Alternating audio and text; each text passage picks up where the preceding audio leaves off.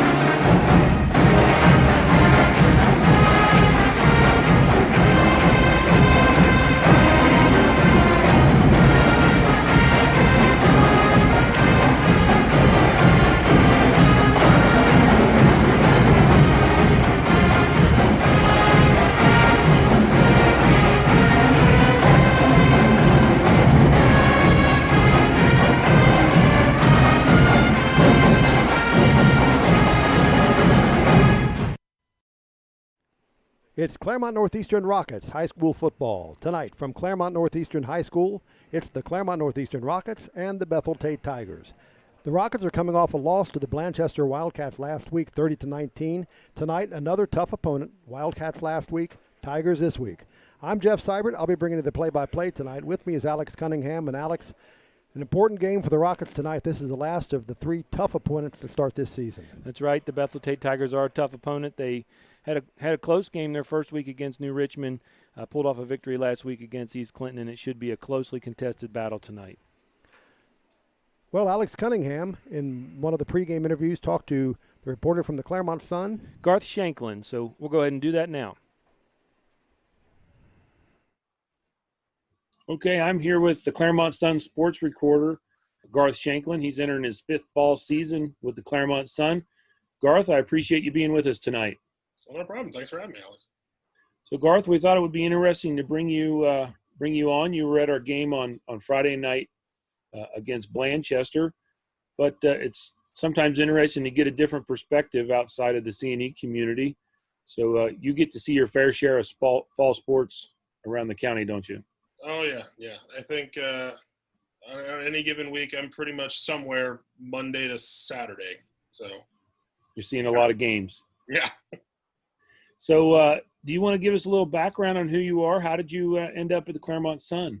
I'm from Williamsburg. I went to high school at Western Brown, so I've been in the area covering sports pretty much since I was a freshman in high school. I did play-by-play for Western Brown basketball and football for 4 years, and then I did that in college at Bradley in Peoria, Illinois. I did softball, baseball, and stuff like that. Junior year, I got bored, basically, and said, it might be fun to try to write for a student newspaper for a little while. So I got onto the student newspaper, and I was there for a year and a half. And when I graduated, it was May of 2015. In August, a position opened up in Georgetown at the News Democrat. So I started at the News Democrat the week after fall sports had started, having never covered anything like that before. But I had the advantage of covering the schools in the county that I grew up in, so at least I knew where they were. But in March of the next year, so 2016, we were bought out by the company that now owns us and the Claremont Sun. And 2 months after that, the sports editor here in Claremont left, and I moved over to replace him. And I've been here ever since. I covered Williamsburg's state championship softball team. I covered their state champion wrestler, Brian Steers. Followed CNE softball to regional or to the district finals a couple times. So it's been fun. You've had a good opportunity. There's been some really good teams come out of Claremont County in the last few years, so it's been exciting. And you've been awarded yourself a little bit as well, haven't you, Garth? Yeah, I'm actually hiding that. The award is behind my head right now. I'm trying to keep that the shot. I was honored by the Southwest District for their Media Service Award this past March. It was March 8th or March 9th, one of those 2 days. It was. So you got to receive it in person? Yeah, it was the Centos Center about 4 days before everything stopped. That's great. Yeah. Well, congratulations on that award. So March, things changed a little bit. You had a different spring for sure. Yeah, that was fun. I usually spend 3 nights at the state wrestling tournament in Columbus. I'm there all 3 days. And I hadn't booked the hotel yet, but I was really close, and I decided to hold off just in case. And everything stopped. The world basically stopped. 2 weeks after that, I believe the 30th of March, I was laid off. But they wanted to kind of keep me around and keep me close, so I stayed writing a story a week. Every week I talked to Coach Wells about how the wrestling cancellation affected David Pride. I did an interview with Julia Janicki, a former Bethel basketball player who was down at Florida Southern doing great things. I talked to Craig Mazzaro, who had just wrapped up his last year coaching at West Claremont after about 20 years there in Amelia. So I still got to do some fun things over the summer. They were different because they were done from my car as opposed to the office, but they were still some pretty fun things that I got to do. Well, I'm glad you're back, and fall sports kicked off a few weeks ago, so you're right back into the heat of things. You have any highlights so far through the fall season? It's been weird. The one of the highlights, actually, before even any games were played, doing some of the preview articles, just learning how the kids adapted to the situations and how everyone really adapted and how they were wearing their masks and they're doing the social distancing stuff, doing the things they need to do to have a season. And then you'd hear other things like, for instance, at Batavia, when they were playing and having soccer practice, they would line them all up on a line and he'd walk by with a spray can of Lysol and just spray off the balls at their feet. Things like that. It's been really weird. The highlights for the on-field stuff, those always happen. Pretty much every game that I cover has something. I wasn't there last week, but New Richmond's game against Western Brown for football, where they scored like 138 points between the two of them. The week before, we had Bethel and New Richmond football. It's pretty much been a nonstop stream of pretty much something since August 3rd, give or take. So I would say every event that I've seen so far, I've looked at least one thing for part of the event and just said, what was that? And it was something weird. Oddities like even the officiating crews, they're having to adapt to it as well. Just the way they do their mechanics and everything is just different.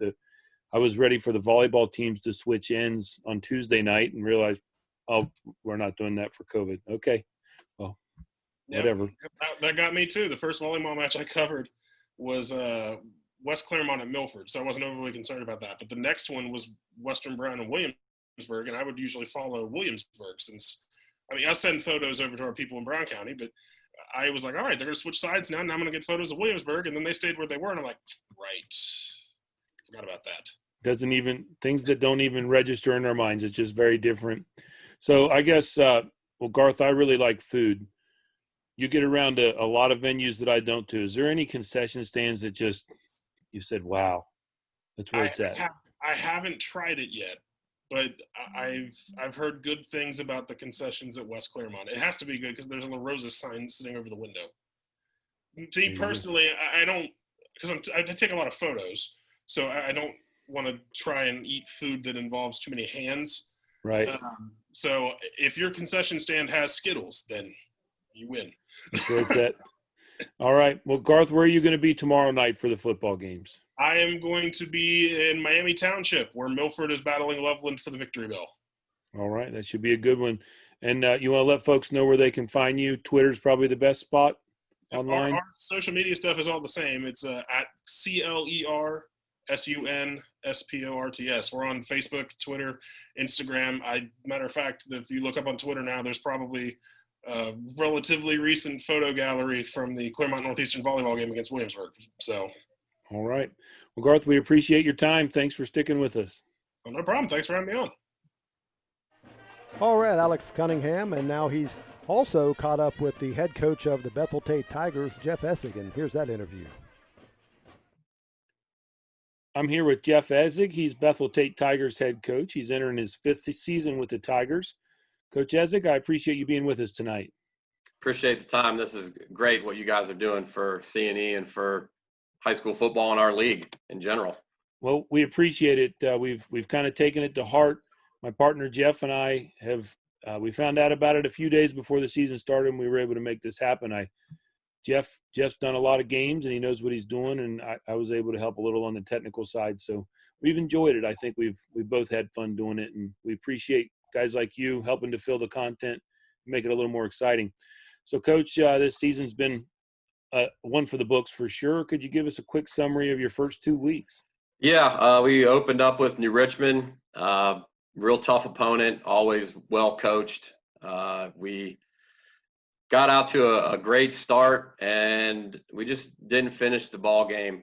Rain came, and we don't want to use that as an excuse, but we kind of got washed away as the rain came. And New Richmond had a great game. They finished well. We just didn't finish. And then last week, we got back to the winning side of things with East Clinton. We were able to do some things that we normally like to do, and we're able to get some guys some opportunities and play, and got back to the winning side. So both teams this week enter at 1-1 on the year. Your New Richmond game, I looked at the scores around the league last week. You held them to under 70 for sure. You did. Yeah. Western Brown, they had a shootout with Western Brown, that's for sure. It was a basketball score. So I've asked a couple of the coaches so far, what was your off season like? Spring kind of got shook up. Yeah, we were trying to have a quarterback competition, a quarterback evaluation, if you want to call it that.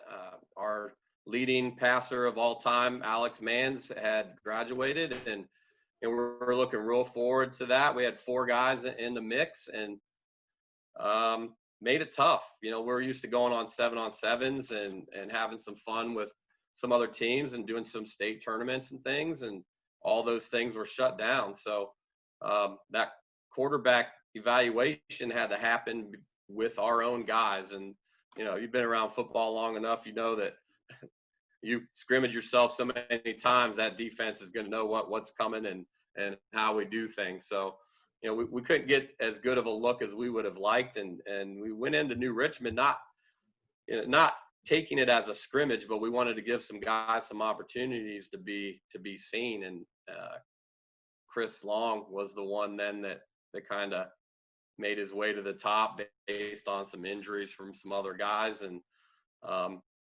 we haven't looked back with him. He's been taking the reins and learning and doing well. It's kind of crazy how it is. If you're only practicing against yourselves, our expression was practice All-Americans. It's really hard to get a look when it's the same guys every time. So, yeah, I think everybody week 1 was kind of a crapshoot what it was going to be like coming out. We were unable to find a scrimmage also. Some other teams were able to get the scrimmage that Friday before, and we were going to scrimmage Taylor, but Claremont County was I think we were red at the time, and they said they would not scrimmage a red county. So we kind of got thrown out there late Wednesday night, early Thursday morning, and it was tough to try and find somebody else. So you mentioned Chris Long. Any other key players for the Rockets fans that we could look for on the field Friday for you? Offensively, everybody around Bethel Tate knows the name Gage Dunn. He's a honorable mention All-State player. A lot of teams like to try and take him out of the mix with what they do, but he still competes. He had a 94-yard touchdown reception against East Clinton with our backs to the wall. So, we're real high on him. He's only a junior. He was, again, as a sophomore, he was All-State and named honorable mention All-State. Chris Long, obviously, at quarterback. We've got a new guy at running back for the next week or two, Mike Malloy. So he'll be doing the ball carrying, and defensively, we got a pretty good linebacking crew with Bubba Darnell Jr., Norman Darnell Jr. We call him Bubba. He's my defensive coordinator's grandson. So it's like having Randy Hospelhorn, Coach Hospelhorn, on the field and getting things done. So, we're real high on him, obviously, and we look to our senior leadership. Some of our guys obviously are dinged up and are going to be unavailable for certain reasons and things, but those are the main guys that we really look to for what we try to do.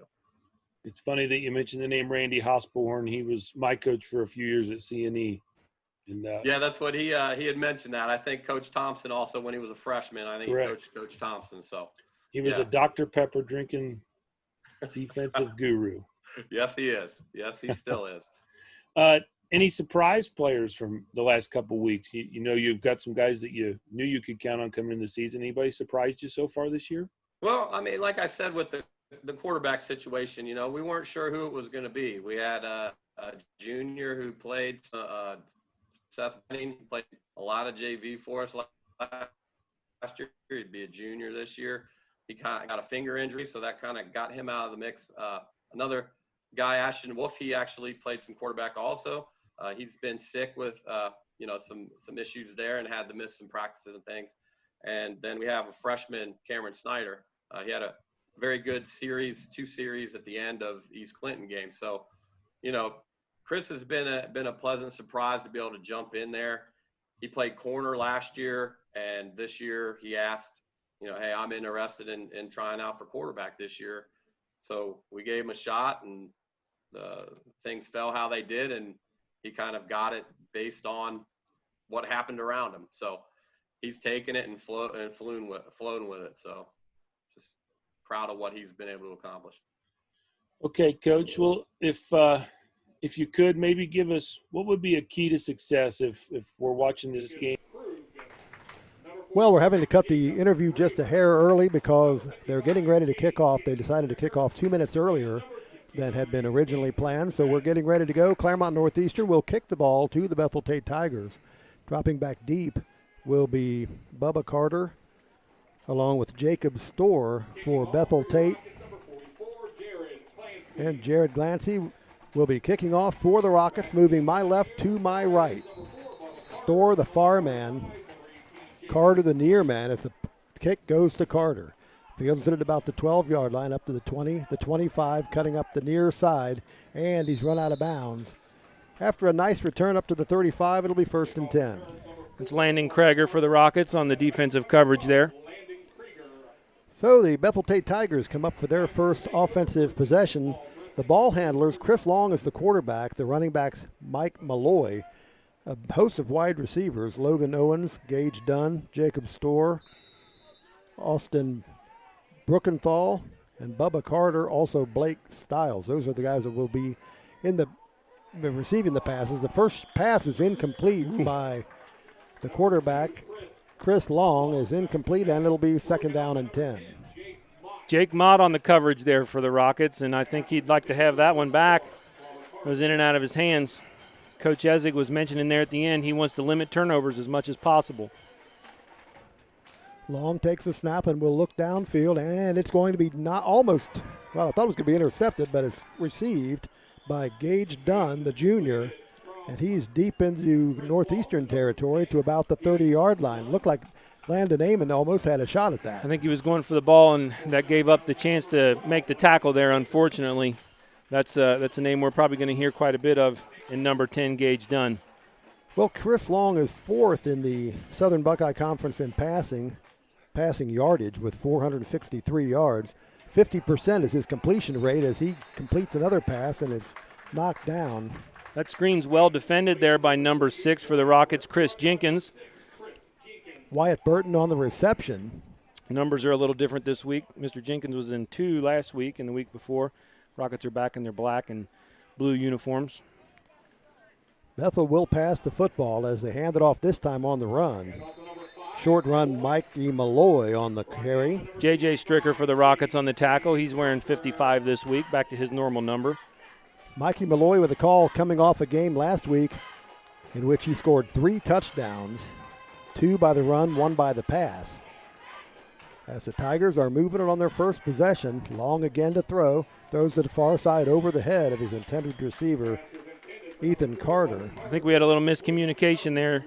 His receiver really didn't turn around to look at that ball. Chris Long, through the first 2 games, has thrown the ball 88 times. In the first game of the season, he threw the ball 59 times, completed 29 of them against New Richmond in that losing cause. He throws it over the middle, and that's going to be a touchdown. Wide open right down the middle of the field. Pass complete to Gage Dunn, and the Tigers are on the board first with 10:40 left to go in the first quarter.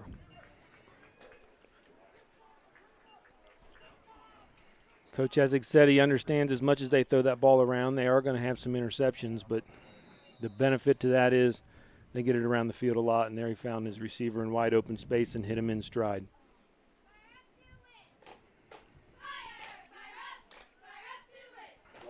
So the Tigers will be kicking. Adam Sanker, 2 of 3. No, he's 5 of 8 from point afters, and it's good. So the Bethel Tate Tigers take the lead 7-0 over Claremont Northeastern on their opening drive, and it was an impressive-looking drive. It was, Jeff. That's an offense that's really what they're looking to do this year. Get out and run.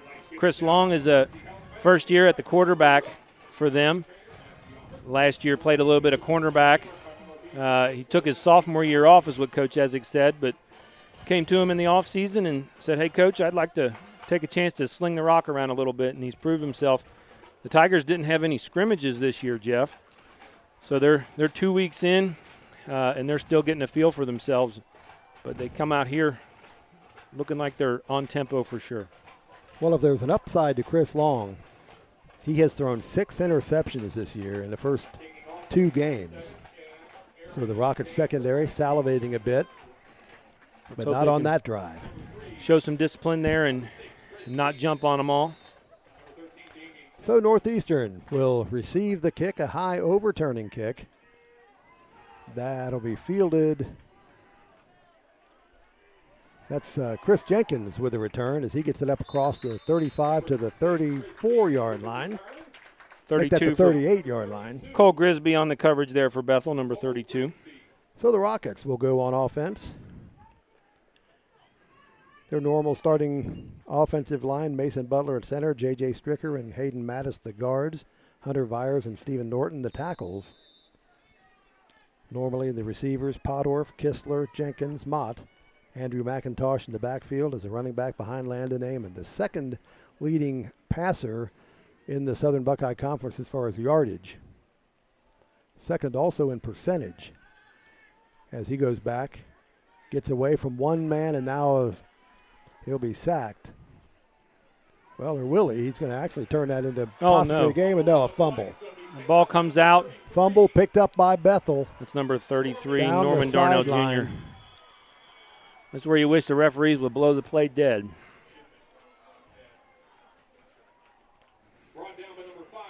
Well, it hasn't started out well. The Tigers will have the ball first, and it looks like goal. But we'll see where they mark it. Looks like they're going to put them on about the 12. Yeah, about the 12-yard line. So 1st and 10 from the 12 as the Tigers again come up.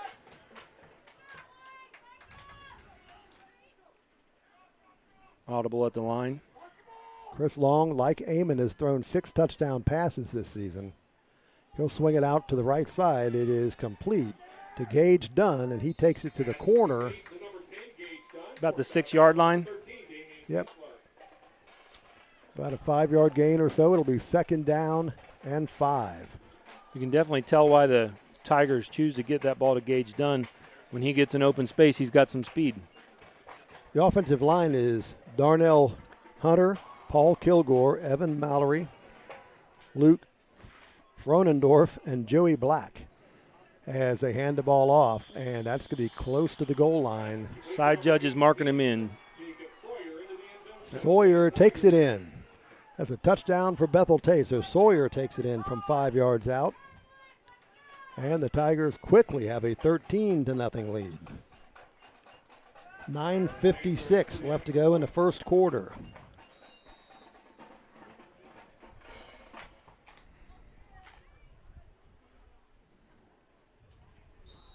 Extra point's good. And the extra point is good by Jacob Storer, who just scored the touchdown, and now it is 14-0. Bethel Tate with a lead, and Northeastern will go right back on offense and receive the kickoff again. Well, as the teams come out to prepare, let's take just a quick look around the league. Last week we had 5 league action matches. Fayetteville beat Williamsburg 27-0.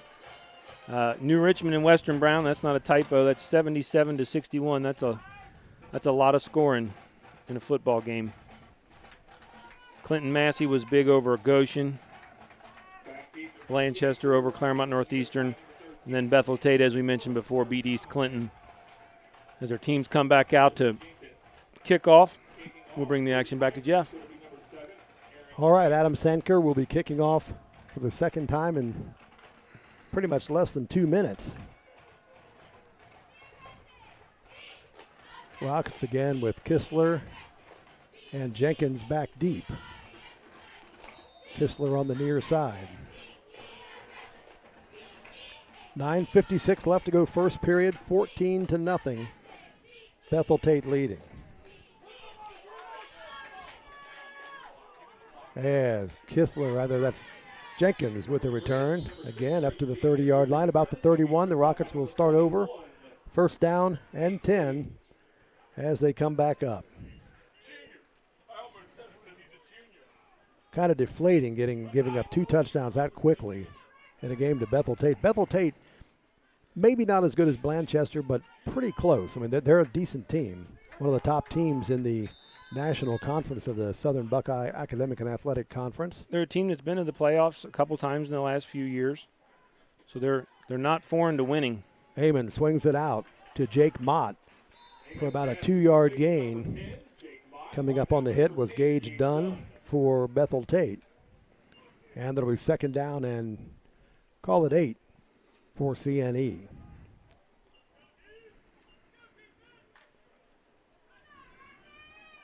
Rockets coming off that loss last week to Blanchester. Would not like to lose this one. Long time to go. Heyman rolls out, throws. It is complete, and that's going to be short of the first down, but close to the stick. Is that number 10 again, Jake Mott? Jake Mott again. It's a couple receptions for him so far on this drive. Well, he did get enough for the first down, so it's going to be 1st and 10 for CNE. Their first down of the night at the 42-yard line. This is the first time the Rockets have moved the sticks. 3 receivers wide to the right. Heyman looks that way, throws it. It is complete to, again, Jake Mott. And again, he gets 2 or 3 yards before he's knocked down. Probably about a 2-yard gain. It'll be second down and 8 for CNE. That's 33, Norman Darnell Jr. on the tackle.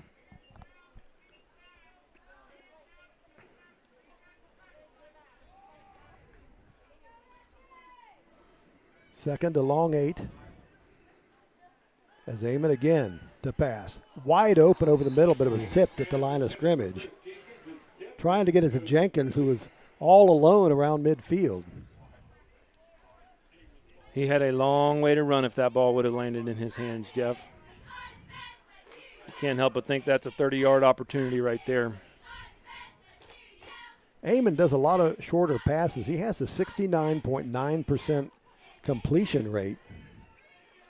Second in the league, as I said earlier, in offensive yards by passing.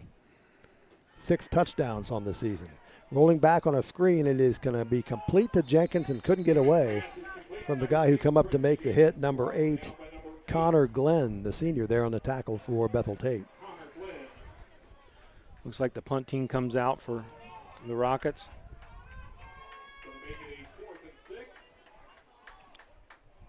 So 4th down and 6. Podorf will drop back to punt. Jared Glancy. No, Jared Glancy back punting, and now going back deep. Looks like Gage Dunn. Is Gage Dunn for Bethel. High kick. Little bounce at the 32 and then be down by Podorf. And the Tigers will go on their 3rd offensive possession. The first 2 resulted in touchdowns. So let's see what the Northeastern defense can do now. So, Jeff, at the beginning of the game, it's a night where they're going to honor the Kinley Sexton Foundation. I'm going to go ahead and pop up. I'll pop this up a few times through the program. As we come back to our action, we'll talk about that a little bit more and what the Kinley Foundation is. Looks like we have a penalty. Penalty looks, well, we're going to see. We had a guy moving on the left side of the line, looked like Mattis. It's going to be We'll encroachment. see if he was drawn. No, he wasn't. Going to be against CNE, an encroachment penalty, a 5-yarder. It'll be first down and 5 now for Bethel Tate. Long will keep it himself this time and run it to the near side, and he's going to be run down quickly by J.J. Stricker. That's a good open field tackle there by J.J. Stricker. Long's a quarterback that can most certainly run with the ball. Yeah, he's run 10 times for 61 yards and a touchdown. He's the second leading rusher on the Bethel Tate Tigers. As Long throws it again, and that's an incomplete pass. Bubba Carter was his intended receiver there. You know, I was thinking about this when I was preparing for the game. I don't remember the first 2 weeks of the season here seeing a holding penalty. Have they done away with holding? I mean, usually see that all the time. You're not allowed to touch anybody, you'll get COVID. Well, that's true. That's true. Then some kind of a delay here. And now they take it. Long swings it to the right side. It's Gage Dunn. Gage Dunn around the right corner, and he's going to be tackled after getting the first down in Rocket territory to the 47-yard line. Damian Kistler on his first tackle of the night there for the Rockets. 7 minutes left to go here in the first half. Tigers quickly up to the line.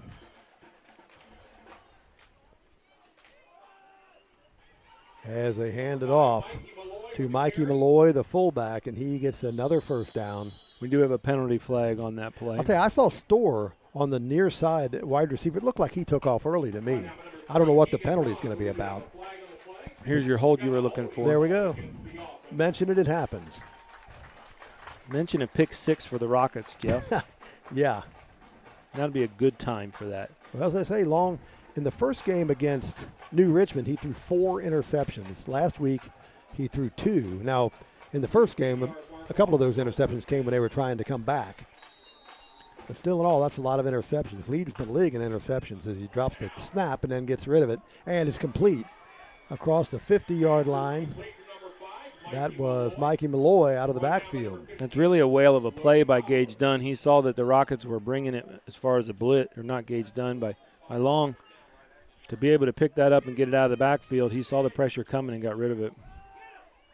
Hands it off to Malloy, it looked like, and he is swarmed under by 2 or 3 Rockets. And it's Seesaw's back into Bethel territory, and it's going to be Saw Angus Krug there for the Rockets, number 27. That late draw play didn't work. It almost looked like Long was going to come down with the ball as he gave it away. So 3rd down and 12. Rockets defense trying to hold for the first time here in this first quarter. And we're moving the beanbag. Is that a legal procedure? All right, so 3rd down, about 13.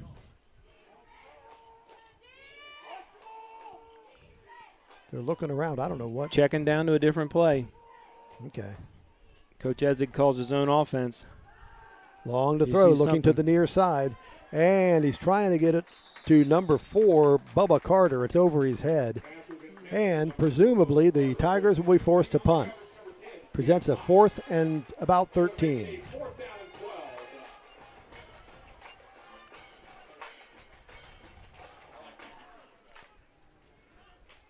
So for the first time, punting will be Aaron Sanker. Chris Jenkins and Damian Kistler back. Sanker can punt. He averages 38.8. His long punt of the year was 47 yards, so he can kick the ball. There's a high overturning kick that'll be fielded by Jenkins. At about the 10-yard line, gets away and then falls down, but a penalty marker. Well covered there by Bethel. That's number 19 for them on coverage. Yeah, yes, penalty marker in the middle of the field. Trent Grigsby, I think you're going to get your hold there as well. It could be a block in the back as well. 5:37 left to go in this first quarter. 14-0. Bethel Tate with the lead. As the officials confer, I'm going to bring that graphic up again. That's a Venmo link if you wanted to take a picture of that from your Venmo account. That's for the Kinley Sexton Foundation. Tonight's the night they're honoring their foundation. The Sexton family was honorary captains They set that up in her honor for scholarship funds and to do some things like buddy benches around. Stick around at halftime. Brian Sexton will be with us for an interview I did with him earlier today, and he'll have a lot more details on that. But I'm going to put this up several times. I'd love to see us. There's a $1,000 challenge on that. I'd love to see us exceed that tonight, and you can do that really easy with your smartphone. Well, so the Rockets will set it up from about their own 5, 1st and 10. Amon looking downfield, has a complete pass up to about the 10 or 12-yard line. Jake Mott Logan again. Podorf with the reception. Oh, it's Podorf. Jeez. I think that's Podorf's first reception of the about game, a 7-yard gain. It's 2nd down and 3.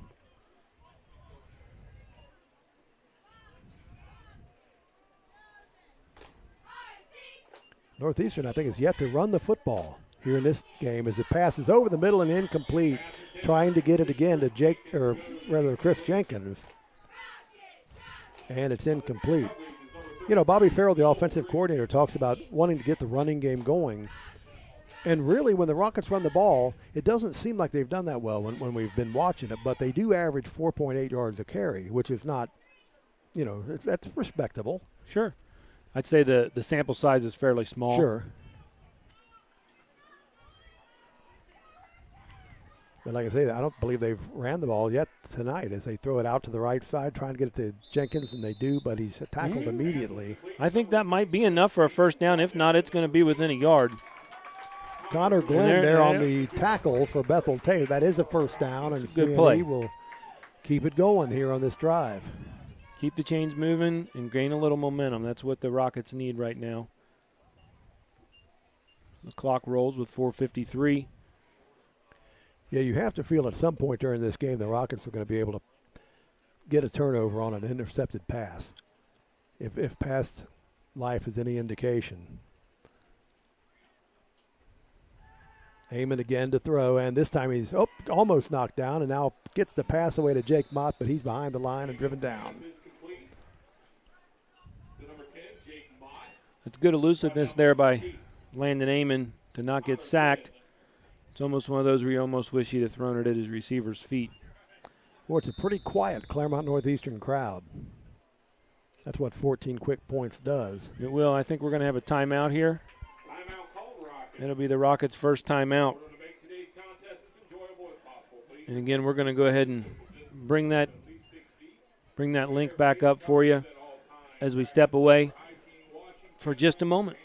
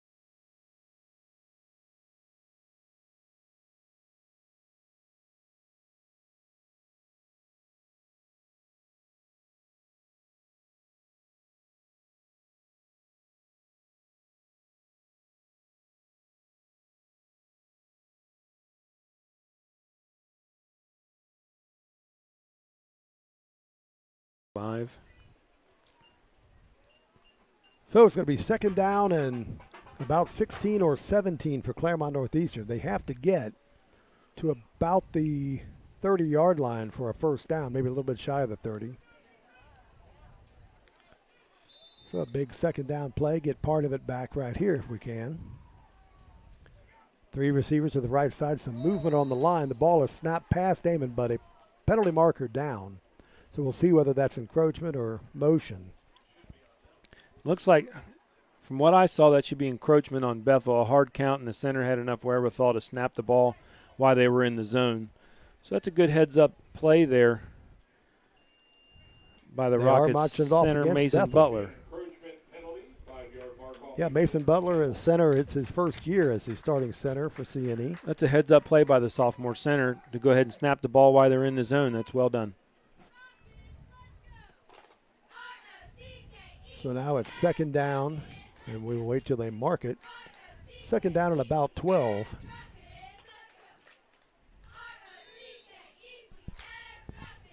So that helps. Amon takes a snap, looking down the field, and it's again over the head of Chris Jenkins. Again there on the coverage, Gage Dunn for Bethel Tate, and now it's third down and 12. 4 minutes left to go in the first quarter. Again, 14-0 Bethel Tate.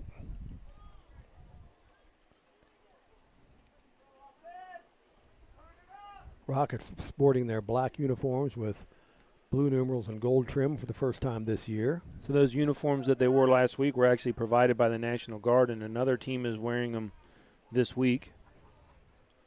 I'd say they washed the COVID off of them, right? I would think. Amon to throw deep, and it's going to be picked. Intercepted by Hank Williams. Of course, he's a junior. Really? I'd say we're not the first ones to make that suggestion. Exactly. But he is a junior, but not a junior. So Hank Williams with the interception, and now the Bethel Tate Tigers get the ball back at the Rocket 40-yard line or so, about the 40. So, Jeff, I'm not sure that we've seen the ball in Tiger territory for more than a down or two this quarter. Yeah, you're right. As they hand it off to number 5, Mikey Malloy, the fullback, and he's going to be swarmed under. A few people there. Getting up off the bottom of the pile was Logan Podorf. He's assisted there by Andrew McIntosh on the play, who's wearing a new number this week. He's wearing number 5. We haven't called his number yet for running the ball. Yeah, Jake Mott was in on it too. So now Long to throw again. It is complete. Out to Bubba Carter, and he's going down the sideline for another touchdown. Looking for penalty markers, there are none. So that makes it 20-0 Bethel Tate. I'd say that's definitely not how Coach Thompson scripted this first quarter to go for the Rockets so far. Yeah, looking forward to watching this game this week. I thought these were going to be two evenly matched teams, and it may yet end up that way. But this is not a good way to start this game, that's for sure. 20 points unanswered here in the first quarter, and they'll be attempting to kick the point after Jacob Storer. That's with 3:25. And he kicks his third of the game. Kick is up and it is good. 21-0, the Tigers with the lead. And Claremont Northeastern will go back and be receiving yet another kickoff from Bethel Tate. We'll be right back.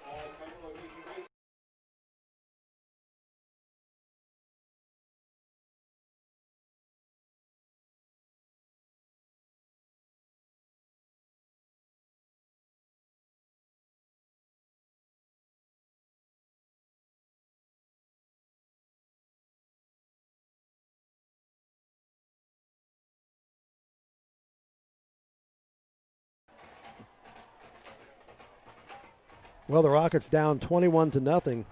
Looking at the standings coming into this week, Blanchester, Fayetteville, Perry, and Bethel Tate all 1-0 in the National Conference. Northeastern, East Clinton, and Williamsburg are all 0-1. At the outset of the game, I was thinking if Northeastern could beat Bethel and then Bethel somehow beat Blanchester next week, you have a chance. That could have presented a three-way tie, but now things are not looking good unless the Rockets can do something here in pretty much of a hurry at some point. I mean, you got a lot of games left. Have to start getting some stops as they get it to Jenkins on the kickoff. To the 20, 25, 30, up to the 35, to the 37-yard line. And the Rockets will start from there. That's a good starting position for the Rockets here. You'd definitely like them to see them keep the ball for the rest of this quarter. Put together a sustained drive and put a score on the board, start chipping away at that. The Rockets are definitely capable of putting some scores on the board, and their defense is more than capable of making the stops needed here. They're just seems like they're just a step off tonight. Well, you know, you score a touchdown, get a stop. Couple possessions later, score another touchdown. You're right back in the game. That's correct. So you just work on this possession right here. The Rockets have the athleticism to do it. So full 3 quarters left to go, plus 3 minutes. As Amon throws over the middle, complete to Jenkins up to the 44-yard line. That's going to be about a 6-yard gain to Jenkins. I almost went deep on that one, Jeff. I've switched our camera operation to my left hand. It's my more natural hand. Hopefully I keep a few more balls in play tonight.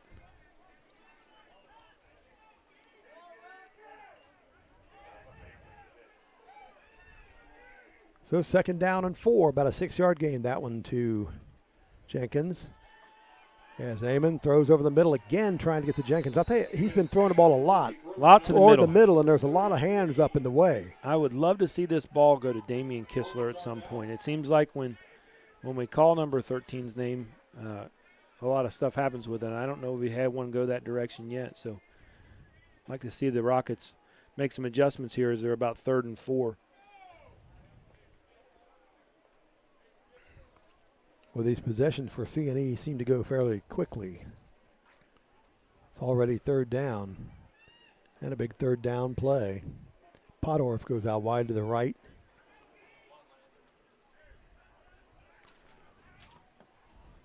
Kistler on the near side, and now a penalty marker. It's going to be a delay of game. Yeah, the Tigers were clapping in the secondary when the penalty marker went up, so it's going to be marked off against CNE. We're going to be looking at a third and almost 10.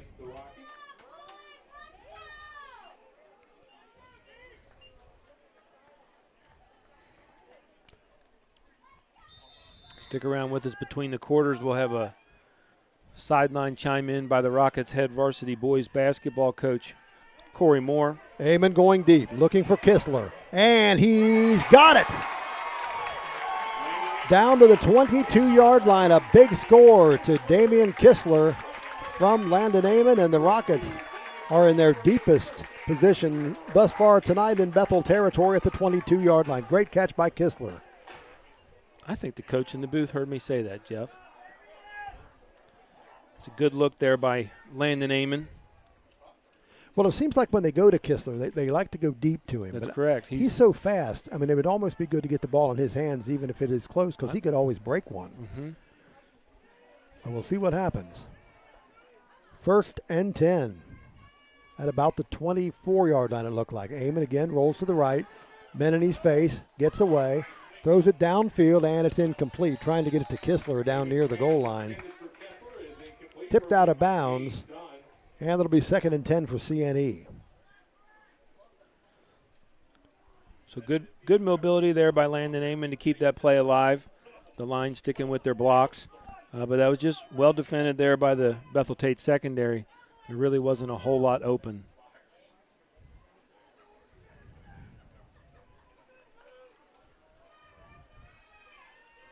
Two minutes and 6 seconds left to go in the first quarter. Again, 21-0. Bethel Tate has come out and scored 3 straight touchdowns. Well, not straight touchdowns, but 3 touchdowns in the quarter. Let's go, snap the ball. Amon pitches it back to McIntosh, running parallel to the line, and he finally cuts it upfield for maybe a yard. It'll be 2nd down or 3rd down. 3rd down and 9. That was the first time we had 2 backs in the field, actually, and that was Chris Jenkins.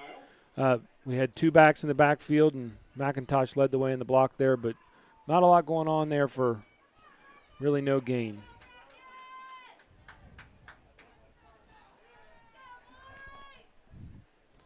All right, so here it is, 3rd down and 10. Northeastern got that big pass to Kistler, but now they're faced with 3rd and long. Kistler goes out wide right. Jenkins slot right. As Amon looks downfield, tosses it, is tipped and out of, that's incomplete. Intended for Damian Kistler. He's covered by 2 Tigers on that play. So now going to be 4th and 10. No doubt the Rockets will go for it here. So a big 4th down play here with 1:13 left to go in the first quarter.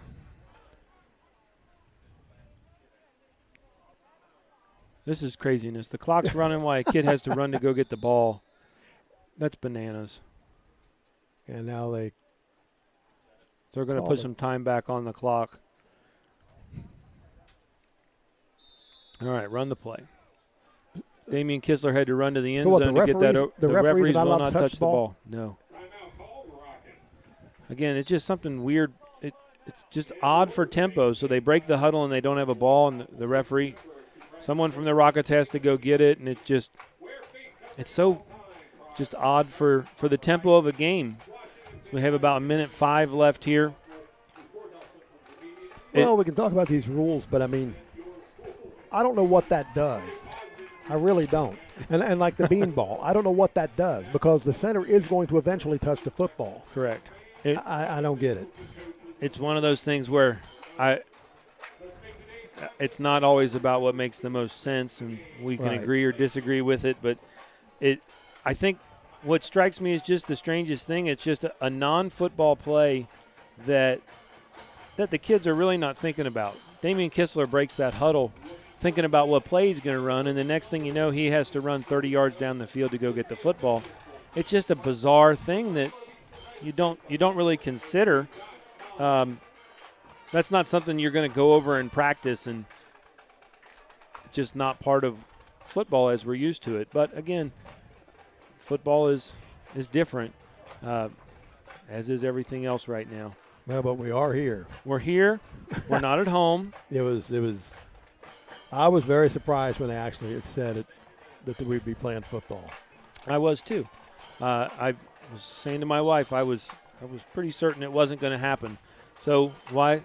We talk about the oddities and how strange it is, but it does beat nothing. And I'm, especially for these seniors, just delighted that they have the opportunity to play.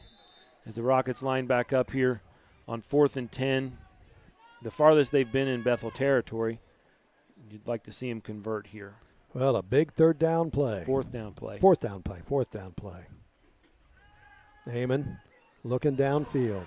He's hit. And he's hit. And did they get the ball away from him? It looked like they did. Technically intercepted by number 62. That's Ethan Malloy. The lineman comes up with I don't know if they're going to call that a fumble or an interception or what. I think it was a fumble. Regardless, the Rockets do not convert.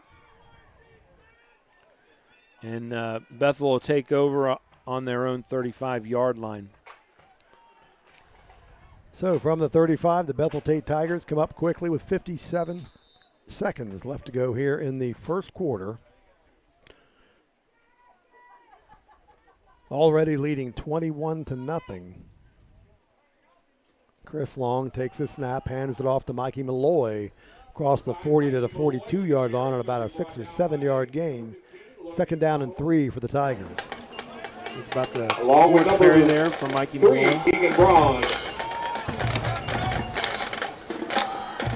Malloy, their leading rusher, was 79 yards on the season coming into tonight's game.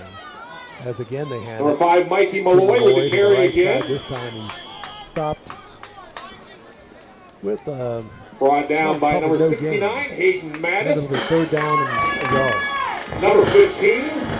Logan Holloway, below number 5, Andrew McIntyre. 16 seconds left to go in the quarter. The clock moving. This will probably be the final play of the first quarter.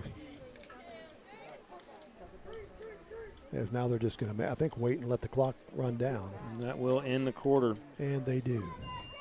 So we've completed 1 quarter of football from Claremont Northeastern High School with a score. Bethel Tate leading 21-0 over the CNE Rockets. Jeff, as we get Corey Moore ready to come on the phone here in just a minute, we'll bring up Kinley's foundation again. We'll see if we can't get Corey on the phone with us here in just a second. He's on our chain crew over there. And again, that's a Venmo. That's a Venmo link. If you hit that with your smartphone, you can donate to the Kinley Sexton Foundation. Are we on the phone over there, gentlemen? Yes, I can hear you. I'm on the phone with Corey Moore. He's the Rockets' new varsity basketball coach. As we bring the camera in on over you there, Corey, how's it look on the Bethel side? Bethel side, they got a lot of energy over here. A lot of tenacity. They got a big squad for Bethel Tate. Like I said, they're pumped up and they're playing like it according to the scoreboard too. Correct. We see some speed out there for the Tigers. Gage Dunn, number 10, is he as quick over there as he looks on that side? Well, repeat that again. Gage Dunn, the Bethel wide receiver. We see a lot of speed there as you prepare for the basketball season. What are you thinking your season looks like for the Rockets basketball team? Well, I think we got a lot of outlets. We got two returning starters, 3 almost basically. We're going to have a lot of experience. We took a loss from the big guy, leaving and going to CovCast, but we got plenty of guys coming back, and I still think we should be favored to win league. All right. Well, Corey, we appreciate your time, and we'll let you get back to it. All right, thank you. That'll make it a third down and a yard for the Bethel Tate Tigers. They give it to Mikey Malloy a couple of times, so now that's 4th down and a yard. We had a penalty flag there that was waved off. Tigers will go ahead and go for it on 4th down. Why not? At this point with a 21-0 lead, you do that, and this is where the Rockets need to seize on an opportunity and get a big stop here. 3 receivers to the near side, wide open when it's missed. Gage Dunn was wide open coming right toward us at the 46-yard line, but it was overthrown. And the Rockets will take it over on downs in Bethel territory. The Rockets have got to capitalize on this opportunity here, Jeff, if we're going to see some action before we go to the locker room at the half. Definitely would like to see him score here. Put together a nice sustained drive and get in the end zone.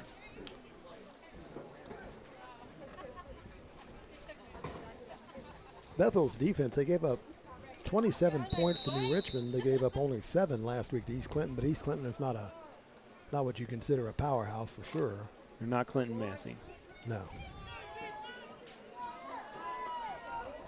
So 1st and 10 for the Rockets. They split 4 wide receivers. Damon takes the snap. Looked like the screen trying to get it to the sideline, and he does. It might be a 1-yard gain. And again, I thought we were going to see a penalty flag there as well. It looked like Bethel was in the zone, but apparently not. Kistler caught that ball over on the sideline, and he was kind of hung out to dry on that one. He was. It was a high pass that he had to jump for, and he had to know the defense was coming. But he caught it for the 1-yard gain, and now it's 2nd down and 9 for CNE. Jeff Seibert and Alex Cunningham bringing you the play-by-play on CNE RocketCast on YouTube. Nice to have you with us. Amon over the middle, complete to Jenkins. Or no, that's Cotterworth? Kistler. That was Jake. Kistler. Trent Grigsby there, 19 for the Tigers, a sophomore on the play. 3rd and 4 for Claremont Northeastern. About time to start getting some business done here. Amon throws complete to Jenkins. He got it to the 30-yard line. That's going to be a 1st down for Claremont Northeastern. Found his receiver in space and gets the 1st down. That's positive action for the Rockets. Norman Darnell Jr. 10 minutes exactly left in the first half. Again, 21-0 Bethel. Northeastern trying to get back in it. That's Norman Darnell Jr. on the tackle for Bethel. He's the grandson of their defensive coordinator, Randy Hospelhorn, who spent a season here in the late 90s as a defensive coordinator for the Rockets. Spent a lot of years at Amelia. He actually coached me for a few years. 2 men in the backfield with Landon Amon. As he, again, pumps and goes deep. looking for Kistler, and it's incomplete. No, that was Podorf down in that corner. Well defended there by Blake Stiles. He's been fairly quiet tonight, Logan Podorf. Haven't really thrown the ball his way much. I'd say Jake Mott so far is leading the Rockets in receptions as far as the number. Probably Damian Kistler leading us in yardage. 2nd and 10. And again, they split 4 wide receivers. High formation is Amon over the middle, and it's knocked down. Complete. Looked like they were trying to get it to Jenkins again. Number 57, Caleb Lanigan will get credit for that sack. Again, just a little bit off tempo. Still going to be 3rd and 14 for CNE, and again, they're faced with a big 3rd down and long yardage play.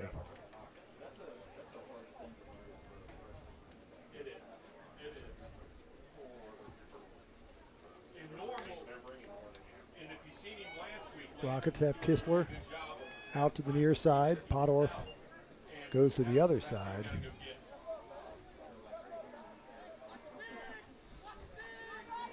As Amon will run it himself up the middle. And he's got some decent yardage down to the 25-yard line. So a nice little gain for Landon Amon on the run. Norman Darnell Jr. again on the tackle. Still going to be 4th down and about 5. That gets a lot of it back, makes it a little more manageable. But now again, the Rockets faced with a do-or-die play the last time they were here. The ball was taken away from Landon Amon on a fumble. 2 turnovers for the Rockets tonight. None for Bethel Tate so far. Amon looks, throws wide open receiver, and the ball was underthrown. Chris Jenkins was wide open over on the right side, although closing quickly was Gage Dunn. But he was open if the ball had been delivered properly. So anyway, 4th down is up, and now it is 1st and 10 for Bethel Tate. Claremont Northeastern's not been without their opportunities tonight. Just haven't had a chance to capitalize on it.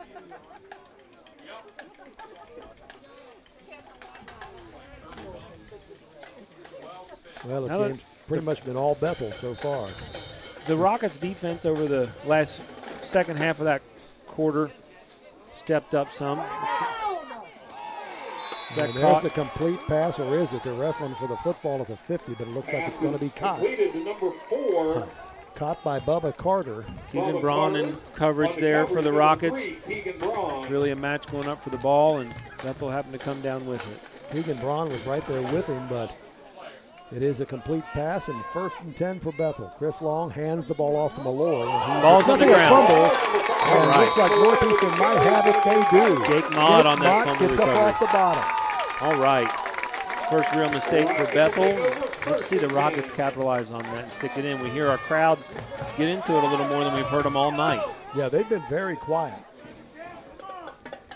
Not been a ton to cheer so far, so need to kind of get that going a little bit. Coach Farrell confers with Landon Amon. He runs in with the ball with his play. And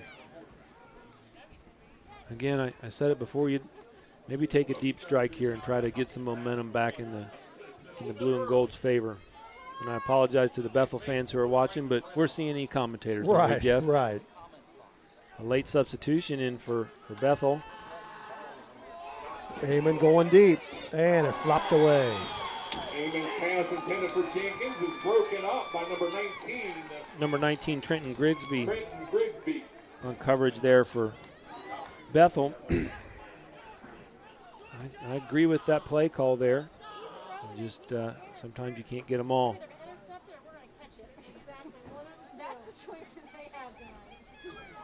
Did we remember to bring the ball back to the huddle?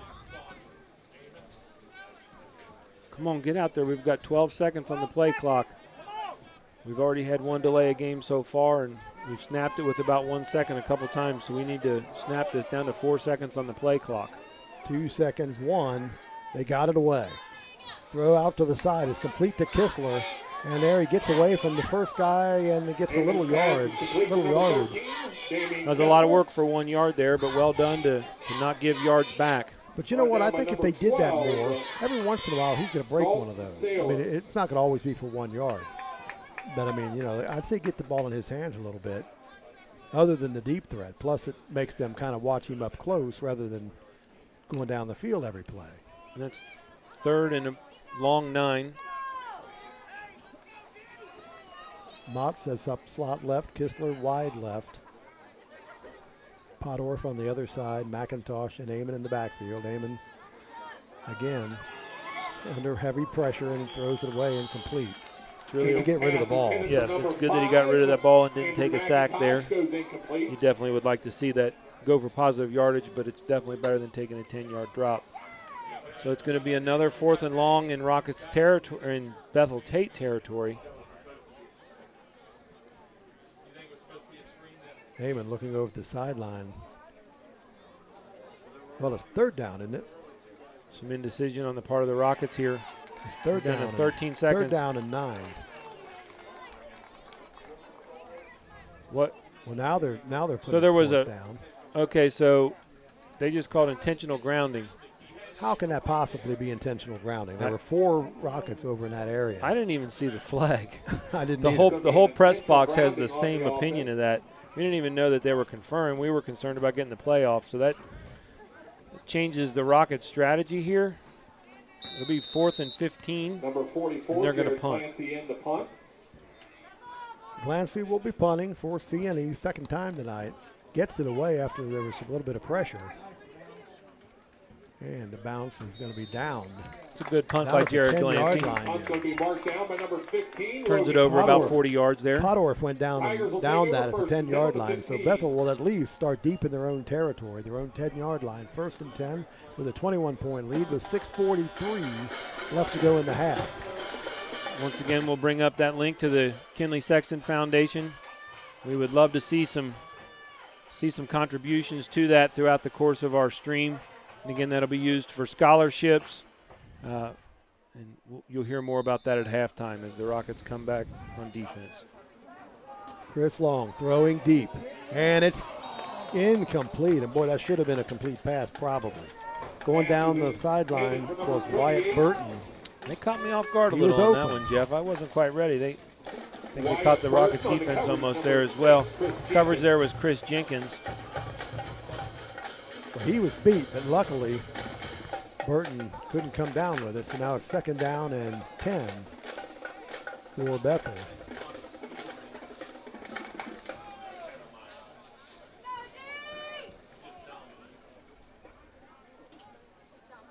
Snaps and Long again, going long and trying to get it to Gage, and it's incomplete. Pass is intended for number 10. Covered there by Keegan Braun.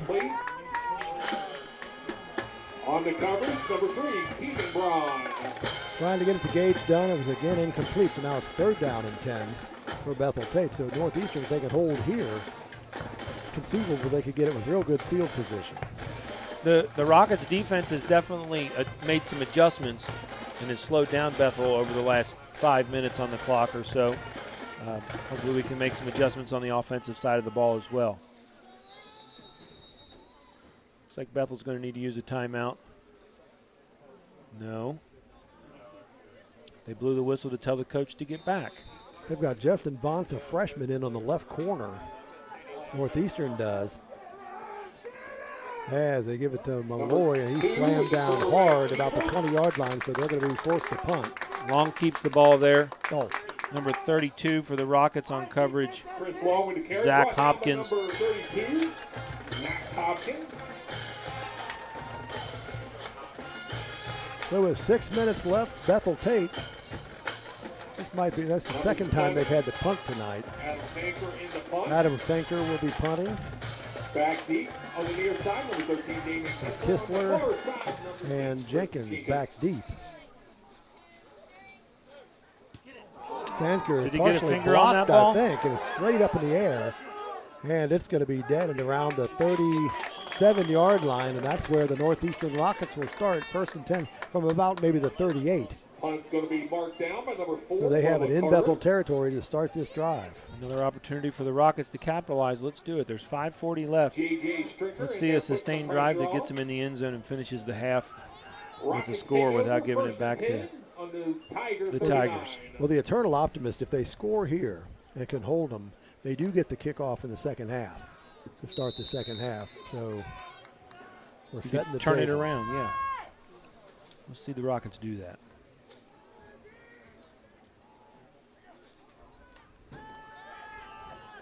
Aiming over the middle and picked. Gage done with the interception, and down the sideline he goes. And is he going to get all the way in? Nope, he's going to be run out of bounds. But Gage Dunn showing that speed up the far sideline after the interception, the second of the night of Amon. And the Tigers now will have it 1st and 10 in great field position, down knocking on the door. Not at all what the Rockets wanted to see. 1st and goal. Well, we said it a minute ago that the Rockets defense is tightened up significantly. They're going to have to really tighten up here as Bethel starts on a 1st and goal. Long throws to the corner. Gage Dunn, touchdown. Pass is complete to number 10. Gage Bethel likes to Dunn. come out on 1st down quickly. They've done that a few times, and I think they've caught Northeastern off guard. So that bumps it up to 27-0. Well, you heard what happened last week. They came out early in the game and long threw a 94-yard touchdown pass. Really? Yes. Not too many guys have thrown 94-yard touchdown passes. That's a long play to Gage Dunn, I believe.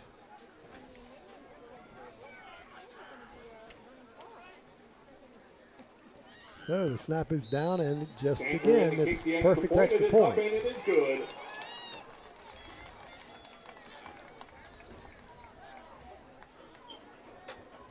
As we look around our roster, the girls varsity soccer team tomorrow is going to travel down to Felicity Franklin. And then Monday, they come to Bethel Tate will come here. And then on Wednesday, they'll go to Batavia. Then Thursday to Georgetown. So they've got a busy week coming up.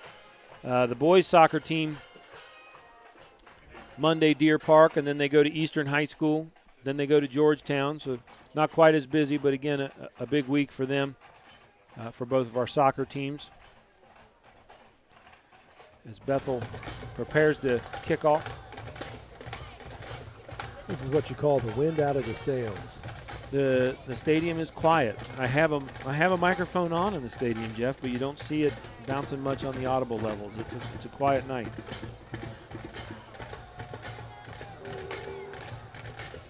But we didn't have the sun tonight like we've had. From my side of things, that makes things a lot easier. I struggled a little bit last week. We went from bright to into the sun to dark, and so I'm able to get a lot more consistent with my camera levels. Sandker in the kickoff.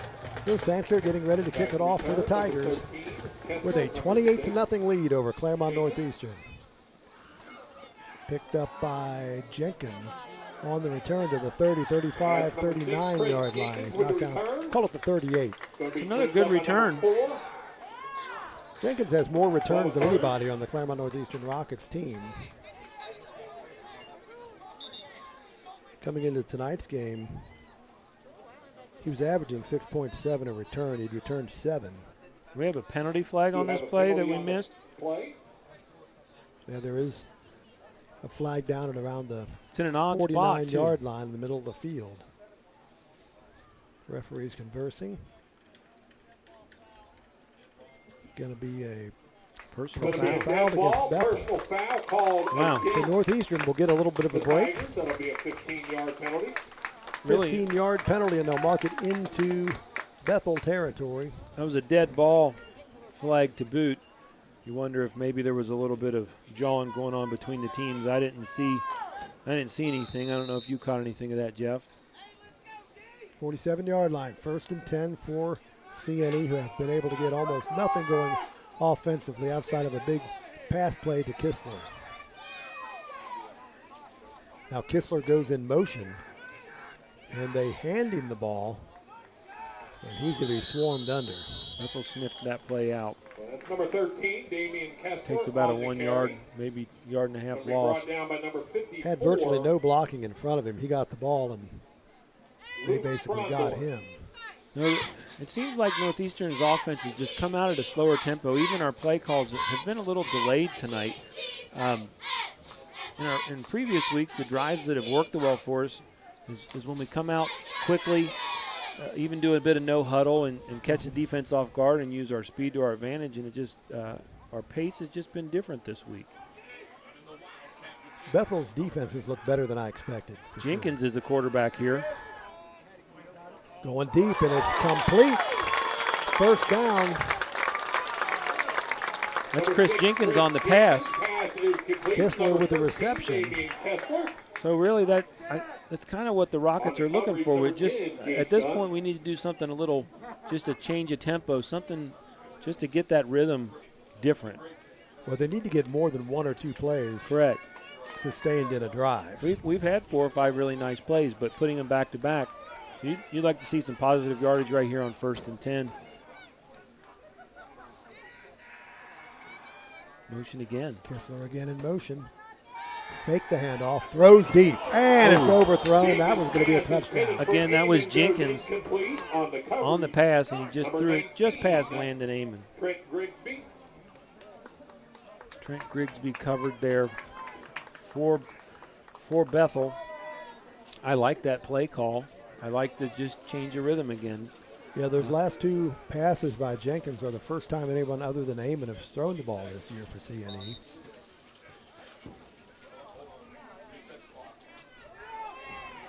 Now Amon goes in to call the play. The whistle as we reset the play clock. Now they're set.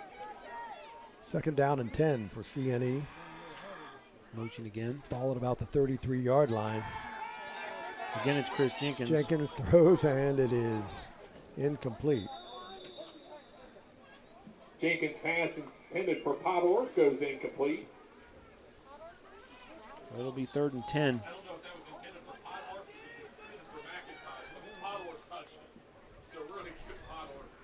So it's 3rd down and 10. CNE faced with yet another 3rd down and 10 play. That's happened quite often tonight. We've had long sticks a lot. If they could, So we'll see if they can convert on this one. I'm sure they'll be going twice. for sure in Ball 4 down down here. territory. Kistler again in motion, low snap. Back to throw, now a Jenkins. fumble. Got a loose ball. Jenkins recovers the fumble. Yep, he recovered it himself, but Tackle goes to number 20, Patrick Salvatore. well, Patrick Salvatore was the guy in the backfield, but now it's going to be 4th down and, wow, 25, something like that. Ball's marked at about the 49-yard line. They have to get to about the 26 or so. They're gonna be forced to punt. 23-yard line. Jared Clancy in the punt. And Jared Glancy will just punt it away. Again, a nice punt by Jared Glancy. Gage Dunn picks it up, gets away from the first man, got some guys in front to the 30-yard line. He's run out of bounds. Good pursuit by Claremont Northeastern over on the near Be sideline. brought down by number 43, that's Joseph Graber. So with 2:49 left and a 28-0 lead for Bethel Tate, they again take over on down, or take over after the punt. Take a look at our Joe Luigi Athletes of the Week this week. Summit Northrop and Lucy Sullivan were your athletes for cross country.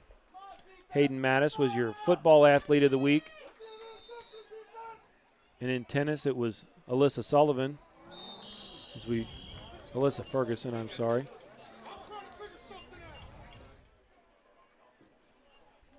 Bethel comes out with a penalty there. So we'll let those run again.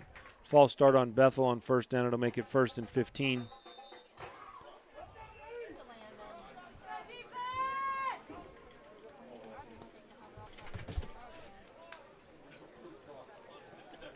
Tigers waiting and now take the snap. Long rolls to the left side, throws it downfield. It is complete or incomplete. That was complete to Gage, but he ran out of bounds. Gage Dunn goes out of bounds. Gage Dunn with a catch. And now it's second down and about 9 for Bethel Tate. 2:42 left. Clock stops with a man going out of bounds. Well, this feels like a long game. It does.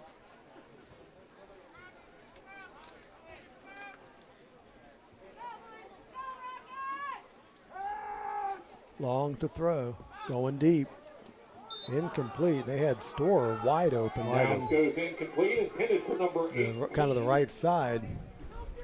But the ball didn't go to him. But anyway, it's incomplete. Jacob Storer. Third down and 9 for Bethel Tate. Back on the coverage was number 39, Carter Corey.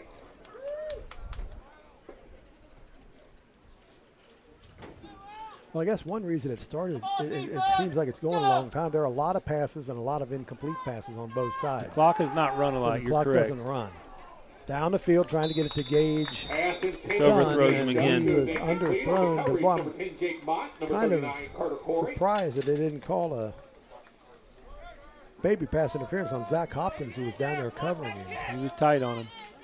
Looked like he bumped him before the ball got there, but apparently not. At least the referee didn't see it. And now fourth down.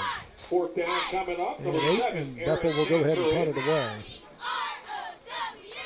Kistler is going back as the lone deep man for CNE. Wanting to get some of that lightning in a bottle. Bounces, he picks it up at the 35, up to the 40, gets away from him, and now he's going to be hit by 3 or 4 Tigers. Kistler with the return. Like number 70 there for the Tigers. That's Joey Black was the first one on there. Kistler gets about 6 on that return. Blake Stiles was also there for Bethel. So the Tigers give it up. Northeastern will have the ball. I guess probably one more time here in the half. 2 minutes and 16 seconds left to go in half number 1. The way the half has gone, 2 minutes and 16 seconds is plenty of time. There's Alyssa Ferguson, our tennis athlete of the week. She's the number 1 singles player. I didn't get a chance to show her before. She plays for Coach Liz Benjamin's tennis squad as a senior, and first year as the number 1.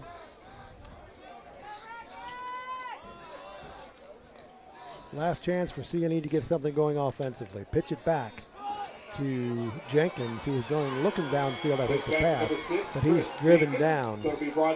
That's really well defended by number 54, Luke Frondorf, for Bethel. Luke Frondorf is a kid that Coach Essig mentioned to me when we talked the other night.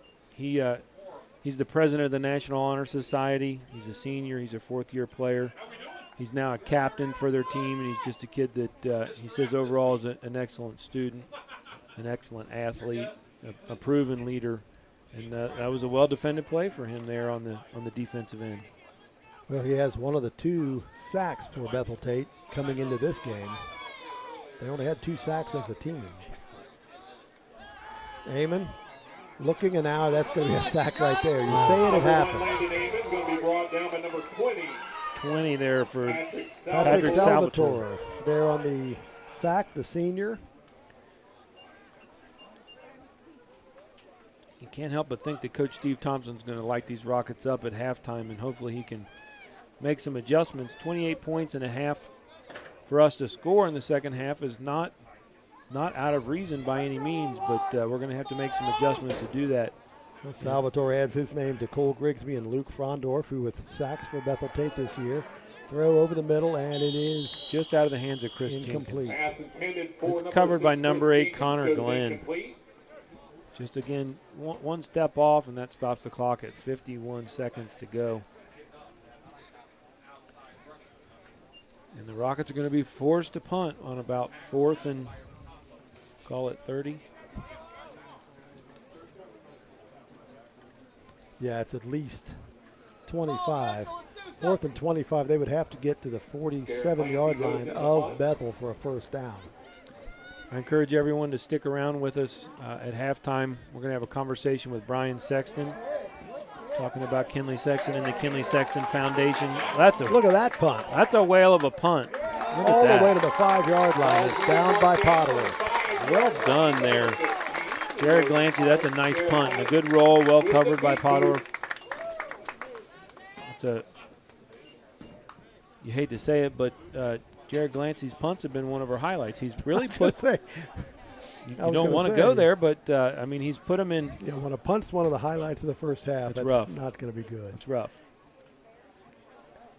But halftime we'll be featuring that interview with Brian Sexton, talking about the Kinley Sexton Foundation. This month is Pediatric Cancer Awareness Month for September. So stick around with us and listen to that, and I encourage you to support the foundation and the research they're trying to do and the support they're trying to give. Mikey Malloy gets the call up this middle, and he gets maybe 2 or 3 yards. 2nd down and 7 for Bethel Tate as the clock moves with 25 seconds left in the half. And then stay with us after the game. We'll be featuring the band's after-game performance at the conclusion of the 4th quarter as well. But halftime we're going to dedicate to Kinley Sexton and their Kinley Sexton and their foundation. It's a good sack there by the Rockets. Sack right at the end of the half. Is that Logan Pottorff on the sack? And that'll end our half. Yep, Pottorff on the sack, and that's the end of the first half. Jacob Graber. Jacob Graber on the sack? Graber with the sack. Well done by Jacob Graber there. So the first half comes to a close from Claremont Northeastern High School. The Rockets trailing 28-0 to the Bethel Tate Tigers. And now, Alex, for our halftime show. This is our interview with Brian Sexton. I'm here with Brian Sexton. He's one of the Claremont Northeastern School Board members, but more importantly, he's Kinley Sexton's father. Brian, I appreciate you taking the time to talk with us tonight. Thank you for having me on. I appreciate it very much. Well, this is a subject that's near and dear to many of the folks around the Claremont Northeastern community. There's few folks around the school that don't know Kinley Sexton's name, but if you could, why don't you tell us a little bit about Kinley and maybe some of her impact on the community? Kinley, of course, being my daughter, I'm going to be ultimately biased, but a 5-year-old girl going to starting her first year off of kindergarten with DIPG. It was an amazing turn of events. When you get told that your child has cancer and that there's a 0% chance that she will make it. So we just buckled down and, we dealt with what everyday challenge would be. And we felt like her every single day, that demeanor of wanting to go to school, wanting to be around her friends. And we thought that was so positive and hopefully gave other people a positive outlook. We've always been accustomed to somebody's always got it worse than we do. And hopefully seeing her every day after radiation or chemo show up to school, hopefully, I think it positively impacted others to be there, do their job, and hopefully raise the bar, in my opinion. I would agree with that. And that was something you found out about the DIPG even before school started, correct?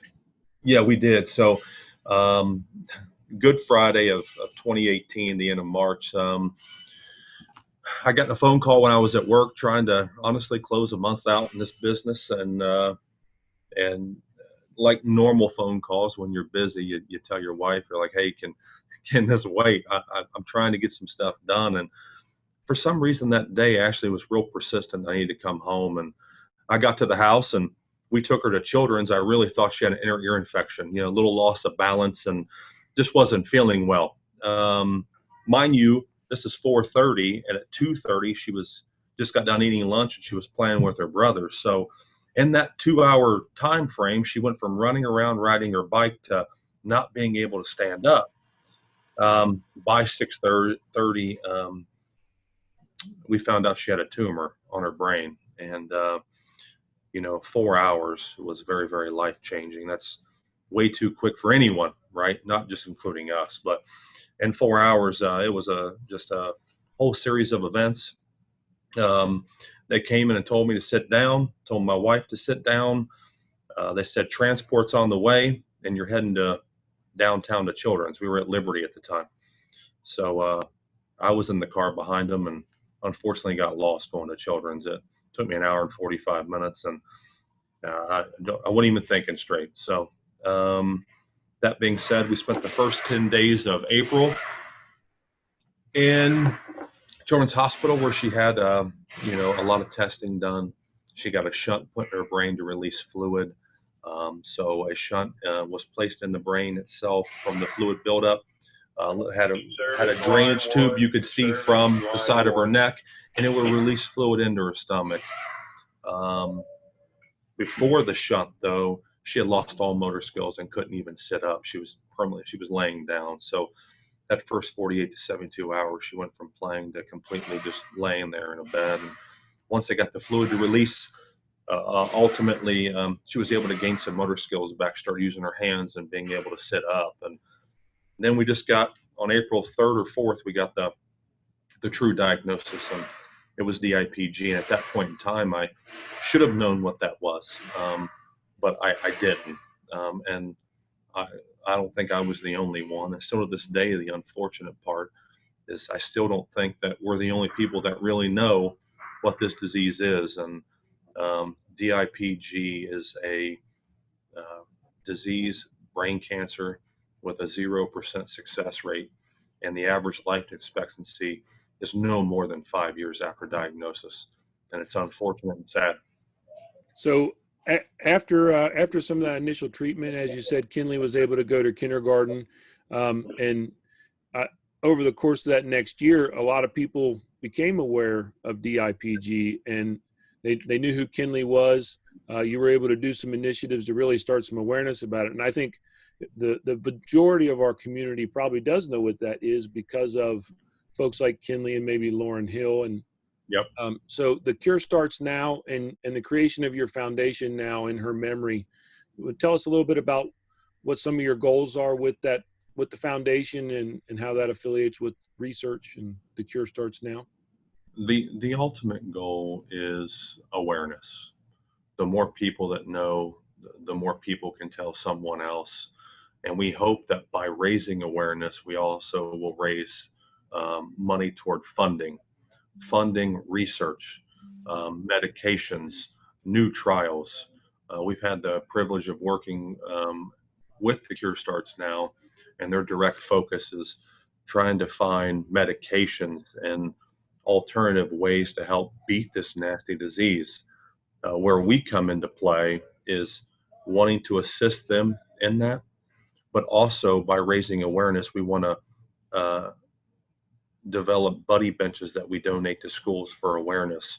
We want to give scholarships to those that are going into the animal medical type field, right? If you're going to be a vet tech or a veterinarian, Kinley's love for animals is just like most of our kids in our school district, huge, right? So if we can impact a child and help relieve some of that school stress and that financial burden, we would love to do that as well. And along the way, things that she's been able to do that we couldn't have done, of course, without her, is just make that impact. And ultimately, she's raised about $150,000 to research. And it's amazing that, she's now 7. The 7-year-old girl has made a tremendous impact. And we're honored. We miss her daily, but completely honored that she's made us better people. I would agree with that. I know her impact to just the teachers that were affiliated with her, folks in the community, just her impact was far and wide. And we'll have in the notes of the video here some links where folks, if they would like to contribute and help with supporting the foundation and some of the initiatives and to help with their memory, that folks can do that. We'd like to encourage folks to do that. I know it's amazing how a little girl, even my church, we did a prayer request for her. Yes, you did. And it blew my mind. My church is a small church, Welcome Baptist in Goshen. We'll run 100 and so people. But the story behind that was so touching. That ended up being viewed over 4.5 million times around the world. a Facebook post for a prayer request for a little girl, and it blew me away how much the story of that really resonates with people, and how it touches people's hearts. So we hope that folks would be willing to do that just to help continue her legacy. Well, Brian, I think we're close to wrapping things up. I appreciate you taking the time for us. And again, I encourage the community to do whatever we can. Would you like anything in closing, Brian?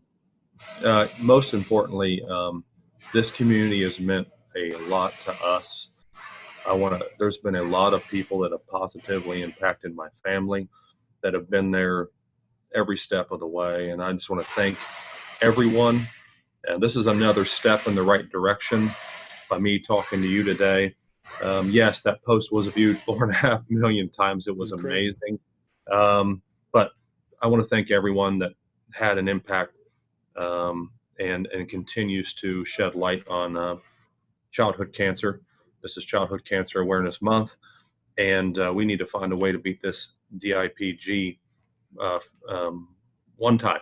We want some success, and but thanks for taking the time today. My family and I truly appreciate that.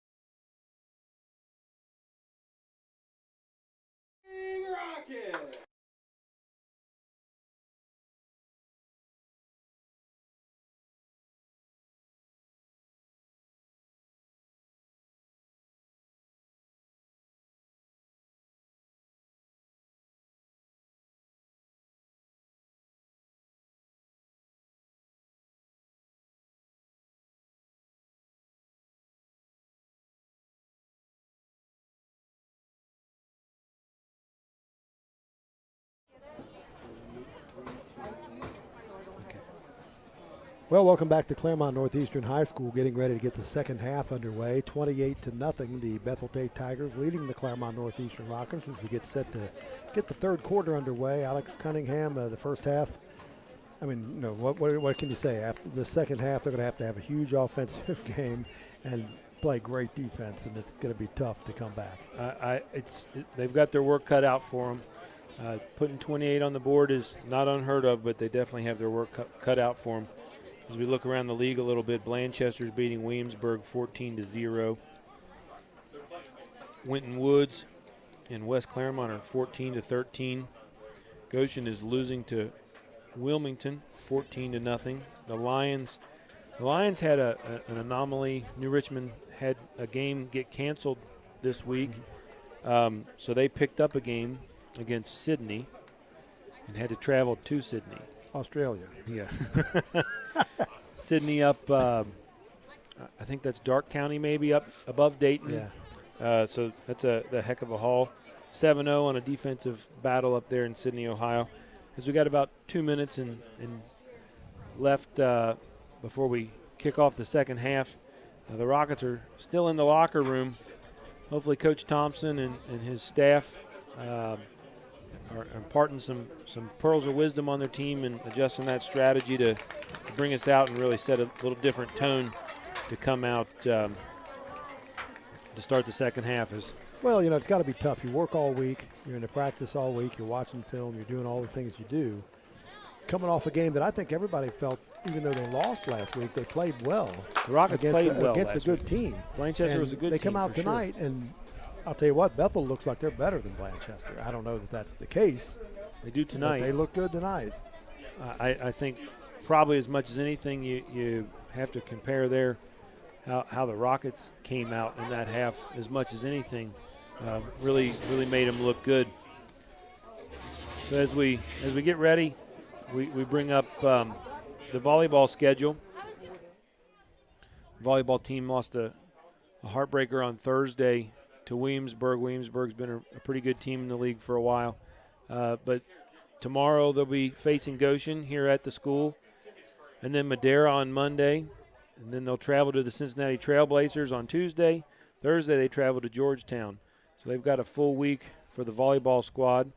Cross-country team's off this week. We saw Summit Northrop was one of our athletes of the week. They're off until the 19th when they'll go to Bethel Tate. Oop. Did I mess that one up, Jeff? There it There is. you go. I'm a little behind it. My tempo's a little off as well. So they're off this week, and then they go to Bethel Tate for the cross-country team. You know, I've been trying to get the golf schedules on there, and for some reason I struggle. They're in a little different format, but our golf team as well has had a pretty good season so far. Yeah, they were featured in the Claremont Sun. They were. So far I've had a chance to get the cross-country team, tennis, and volleyball.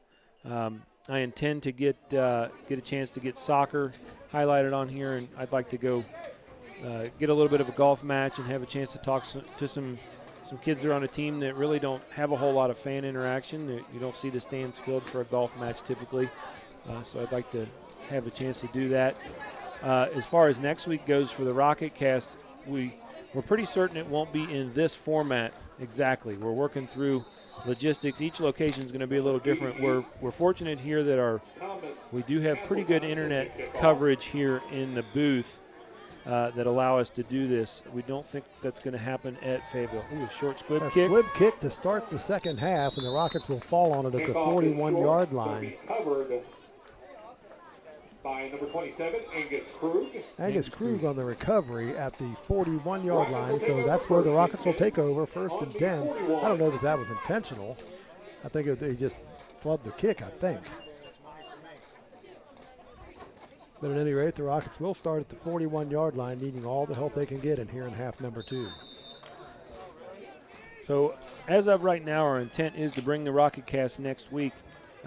We're not 100% certain what that format is going to look like. It may be a little simpler setup, maybe using a mobile device, or if we struggle with coverage, there's a chance that we may.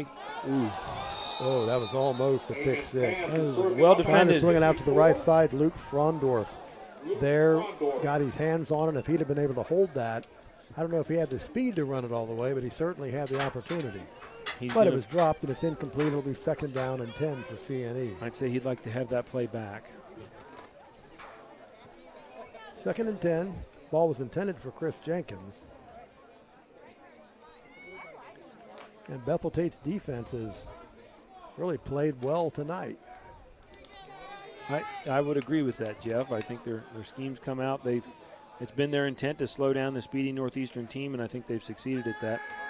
Aiming to throw. It's high over the head of Kistler. Number 13, Kistler goes incomplete. Kistler was up at about the 48. Guys all over him. Double coverage there. Ball was thrown over his head, and now it's going to be 3rd down and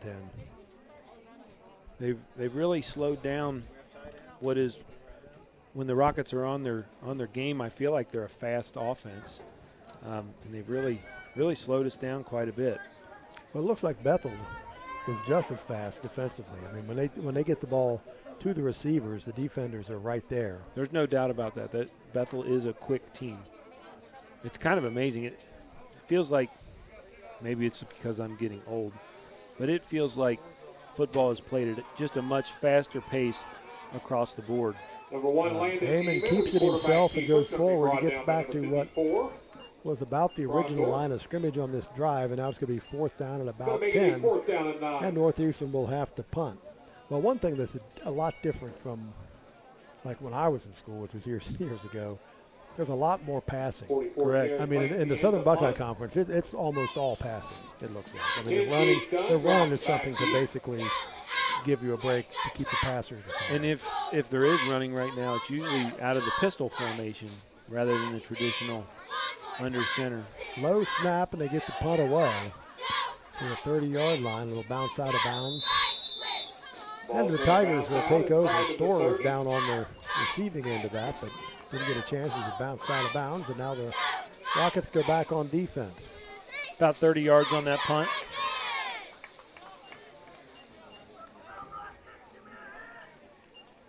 So Bethel Tate comes up 1st and 10. Again, their line is Darnell Hunter at center, Paul Kilgore and Evan Malloy the tackles.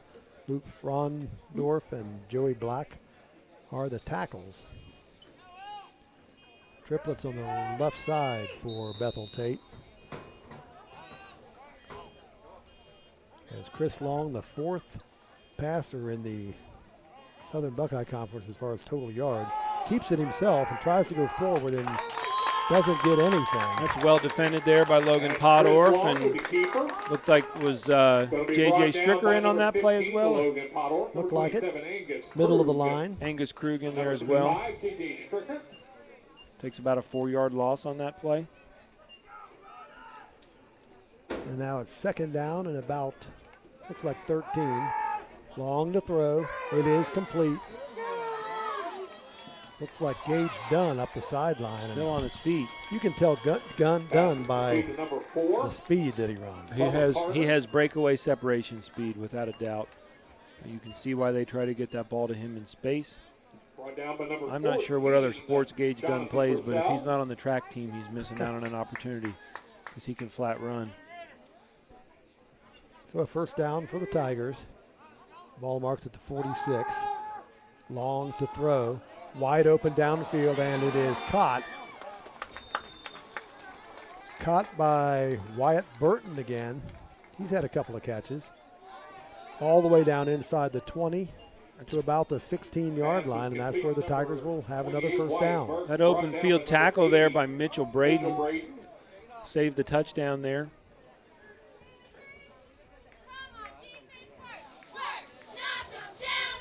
Looks like he came up a little sore after that play.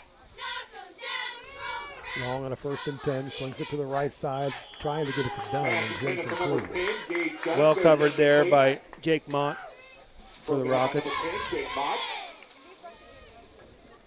So 2nd and 10 for the Tigers, who are leading 28-0 here in the third quarter. 10 minutes and 9 seconds left to go in the third.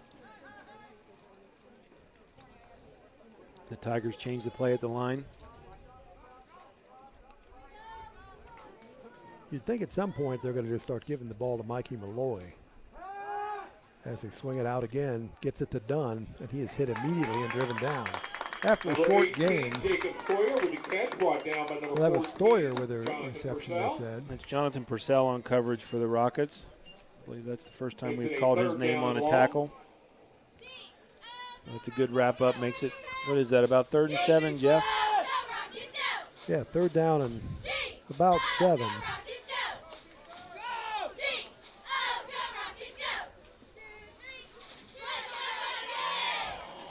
And now a penalty marker. It looks like it's going to be against CNE. Encroachment.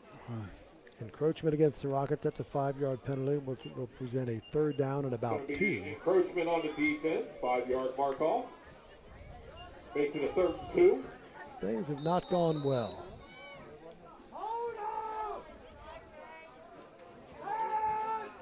Long to throw, incomplete.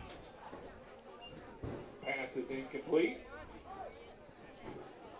Trying to get it look like the scorer. Was intended for Wyatt Burton. We got a 4th Wyatt and Burton again that they were trying to get that to. 4th and 3. Do you kick a field goal here? It looks like Bethel's going to say, you know, we're going to go for 7. They have not tried to kick a field goal yet this season. And they are going to go for it.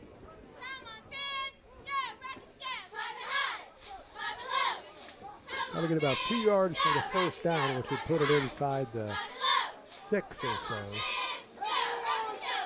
Long throws it. Well covered. Incomplete, and the Rockets take over on downs. Looks like it was Landon Amon on that coverage along with Keegan Braun.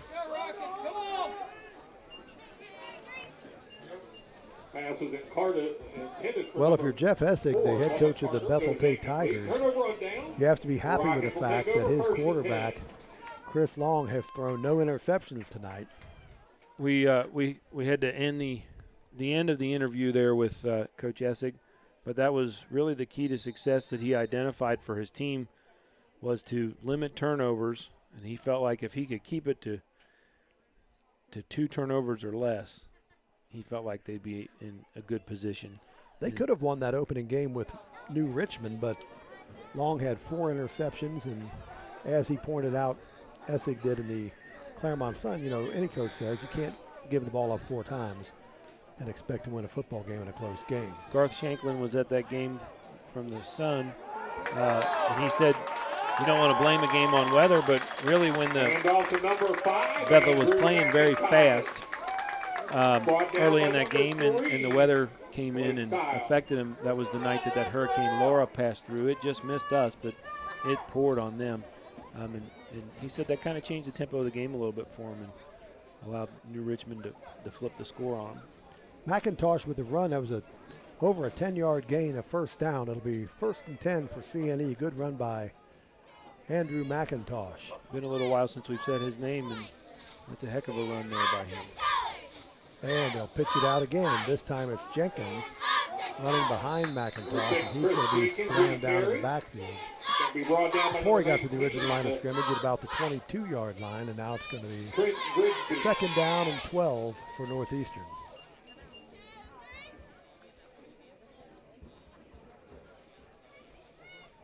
Heyman trots over to the sideline to talk to Bob Farrell, the offensive coordinator. Now he's back in the game to bring in the play. As you mentioned earlier, there hasn't been a lot of, quick no-huddle offense for Northeastern. And the first game, they were doing a lot of that, and it seemed to be very successful. Yes, it's been much more deliberate. I don't know if that's intentional or if it's just the fact that the scheme for Bethel has gotten advantage of it. Jenkins to throw, and it's complete to Kistler, and he is going to be drugged down. So I thought he was gone. Another long play to Kistler, that time from Chris Jenkins, all the way down to the 35-yard line of Bethel Tate. So a big strike again to Kistler. Trent Grigsby for Bethel saved a touchdown yes, there. He did. I was ready to pan that thing all the way to the end zone, but a little misdirection by the Rockets. The pitch back to Chris Jenkins, who goes long to Damian Kistler and gets it into Bethel territory. 8:13 left to go, third quarter. Northeastern with the ball at the 35-yard line. 1st down and 10. 3 receivers to the right side.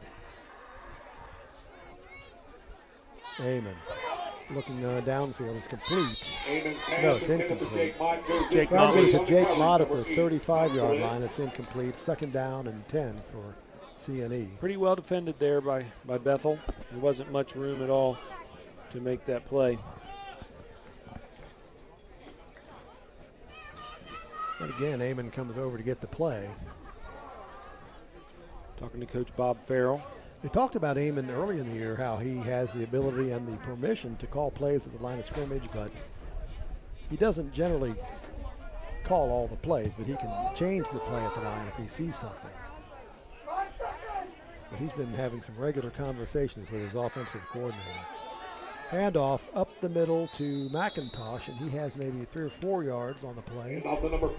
Again on that play, that was snapped with about 3 seconds on the play clock, so Northeastern's been using every bit of the 35 seconds. Love to see that sense of urgency pick up here. McIntosh averages 3.9 yards a carry coming into tonight's game. Yeah, the one good run. Hasn't carried the ball a lot tonight, maybe 2-3 times at the most. Looks like the Rockets are going to call a timeout. And as they do that, we'll switch it over and we'll bring our team pictures back up, and Jeff and I will be right back with you. Did your kids come home with an injury? Don't worry, we got you covered.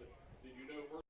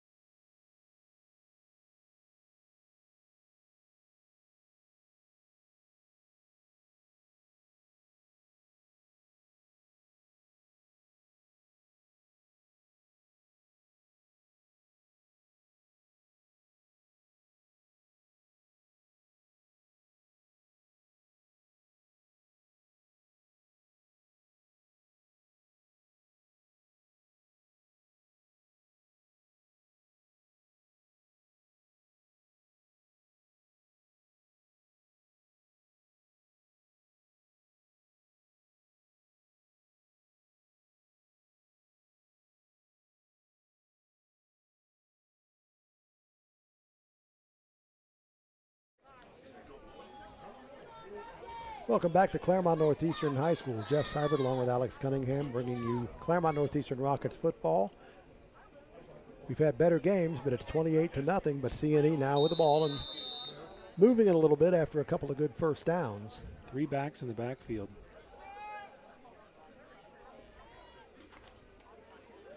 And they hand it off to Jenkins. He goes around the left side, and he gets across to 30. He's going to be shy of the first down. That was McIntosh rather than Jenkins. Positive yardage there. Gains about 4 yards, but still short. Yep, 4th down and 4 for Claremont Northeastern, so we'll be running this play, I'm sure. Clock continues to run down to 7 minutes here in the third quarter. I'm afraid when we get to the fourth quarter, there's going to be some new players in the game. It appears that way.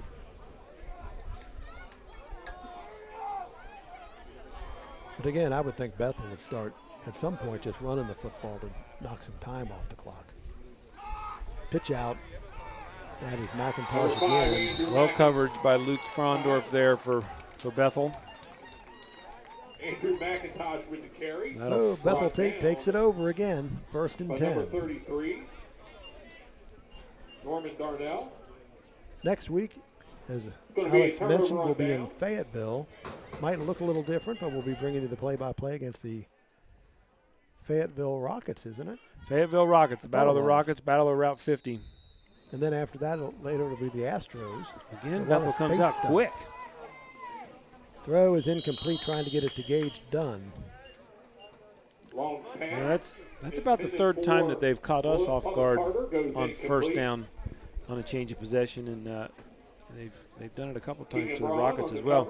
Yeah, we'll be at Fayetteville. Folks are going to have to bear with us a little bit. It's going to be our intent to bring it live if the facilities are available to us there for Fayetteville. Straight up the middle and over the 40-yard line. That's going to be very close to what they need for the first down, depending on where they spot it. Looks like it's going to be a first down.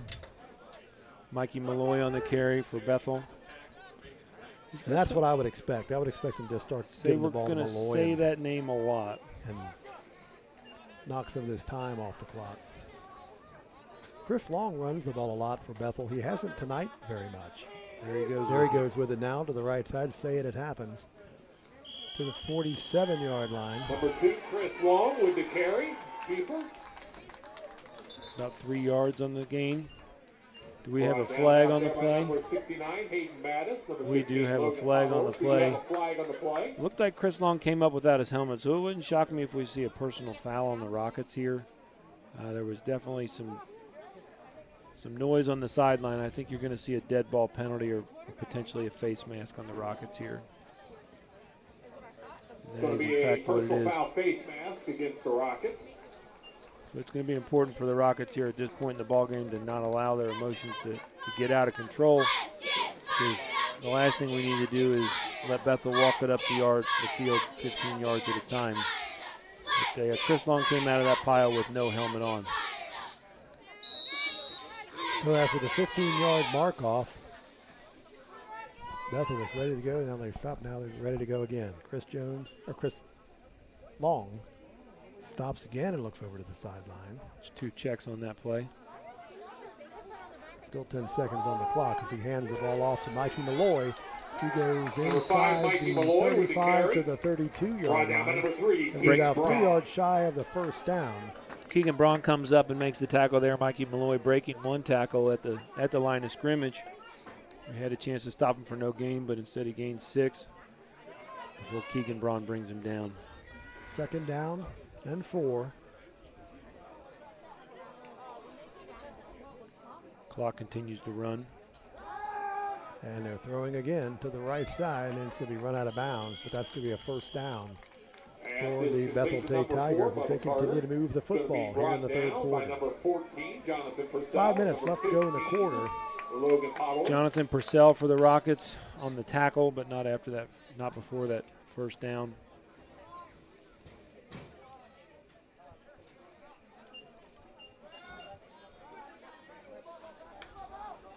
Long this time will keep it himself, run to the right side, and he gets a couple of yards before he skips out of bounds. You know what I had? Jake Mott on that tackle.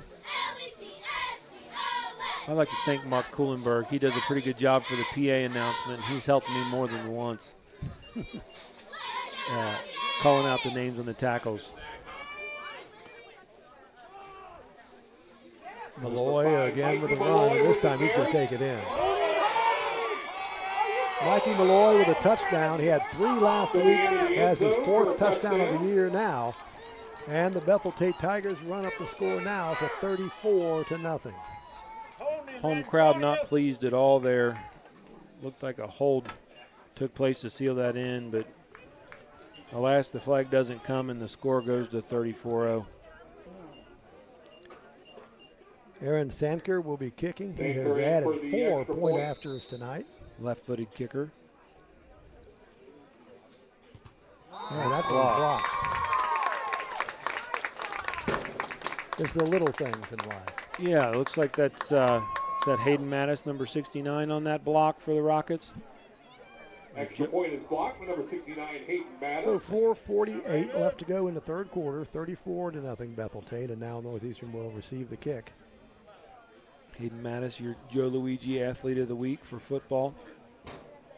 Coming up there with a block to leave it at 34-0 in favor of the Bethel Tate Tigers. Deficit, we will go to a running clock until the deficit is less than 30.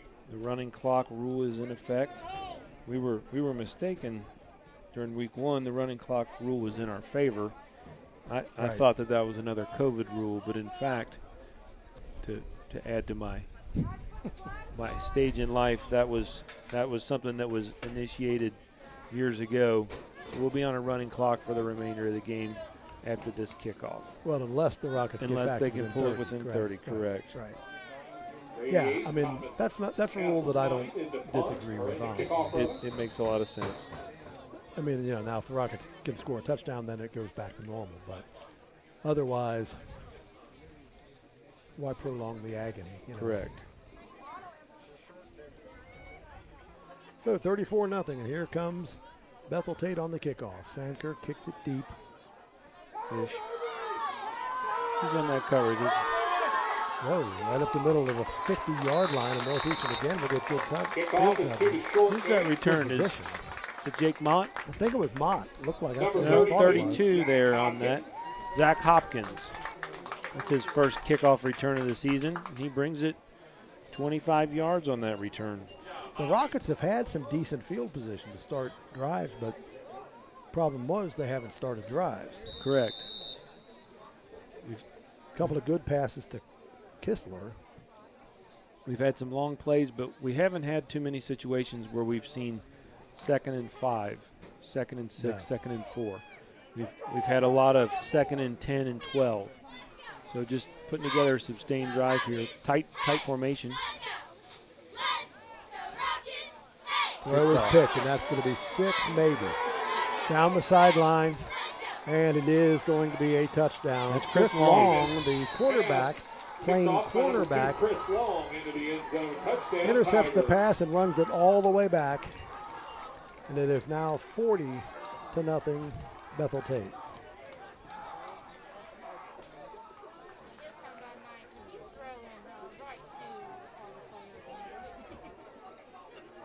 What can you say? There's not a lot to say there. I remember years ago, and we were playing Bethel Tate. Claremont Northeastern was playing Bethel, and we used to broadcast the games on WCNE, which was the high school radio station here at Northeastern. Well, somebody had the idea of piping our telecast over the PA system. So we did the telecast on the PA system. It was fine. After the game, I saw Rick McCarron, who was one of the assistant coaches, and he was all mad because they lost to Bethel that night. All we heard was armor cost, armor cost, armor cost. Bad armor cost. I'm like, well, if you'd have stopped him, maybe I wouldn't have been saying it so much. Don't get mad at the announcer. But yeah, he was a great running back for Bethel Tate back in the day, as they say. Well, while I have a little fun, we've got our new toy here. This camera's pretty good, so I'll give a little shout out to my nieces and nephews at home. Let's see if they can see my brother on the sideline. There's Uncle Indy, my brother-in-law Brian. Yeah, we can pan the Bethel sideline. There's my brother-in-law Brian Benjamin. That chain gang's they've been together for a few years there. Brian Benjamin and Albert Corey and Chris Cunningham and Corey Moore.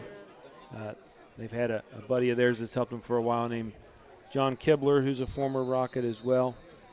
They enjoy themselves over there on that sideline as Bethel prepares to kick off here. I was going to ask you, are you related to Bill Cunningham? No, I'm way better looking than him. But are you a great American? I am a great American, Good, Jeff. Good. I had no doubt. All of my Cunningham, there's quite a few of my relatives that are from the Bethel area, but most of my Cunninghams came out of deep Kentucky. To the short man, so he covered. Rockets will take over about the 48-yard line. Gonna see who we got coming in. It looks like, well, Eamon's going to stay in. Mainly it looks like the same front lines for the Rockets. I'd say that if nothing else, we need to see that scoreboard get off 0, and that should be the goal here as we close out the third and into the fourth. Yeah, break 40-something that to shutout. nothing is not good. No, we need to break that shutout if for nothing else in principle. So we come out with 3 backs in the backfield. Formation we haven't seen much this season.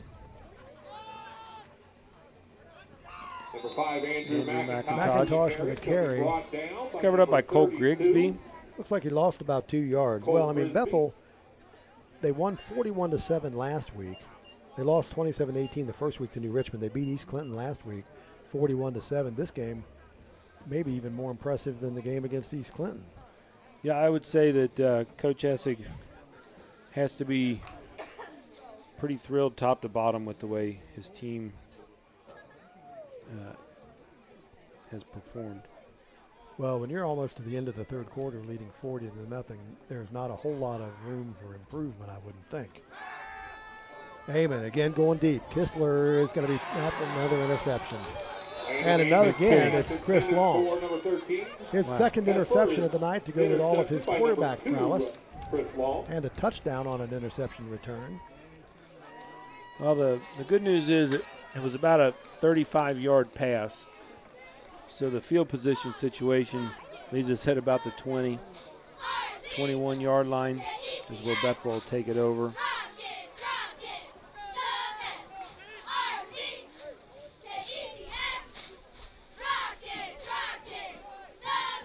So the Tigers send Wyatt Burton out wide to the left. Bubba Carter in the slot along with a couple of other receivers to the left.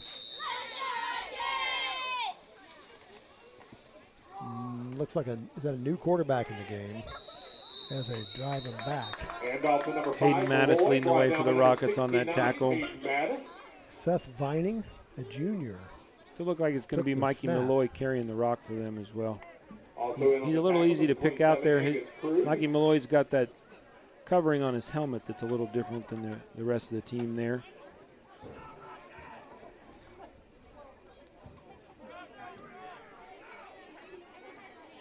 Modern technology is a wonderful thing. Seth Vining working out of the shotgun. The junior rolls to the right side, throws it that way.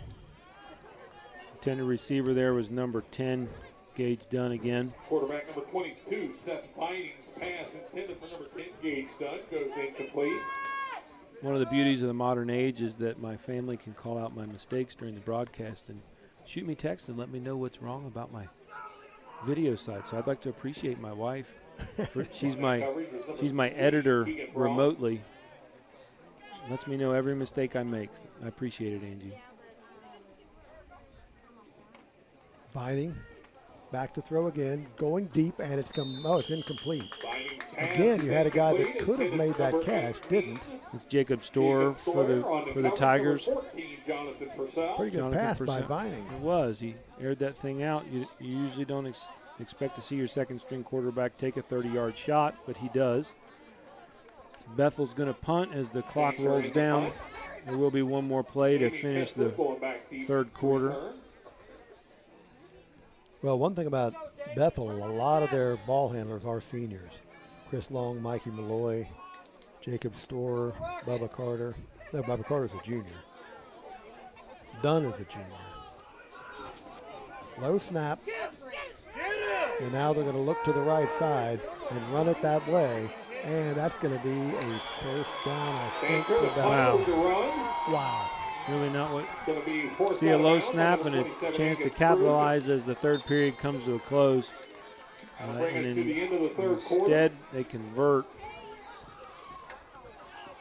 And that'll be a first down for Bethel. First down, Tiger.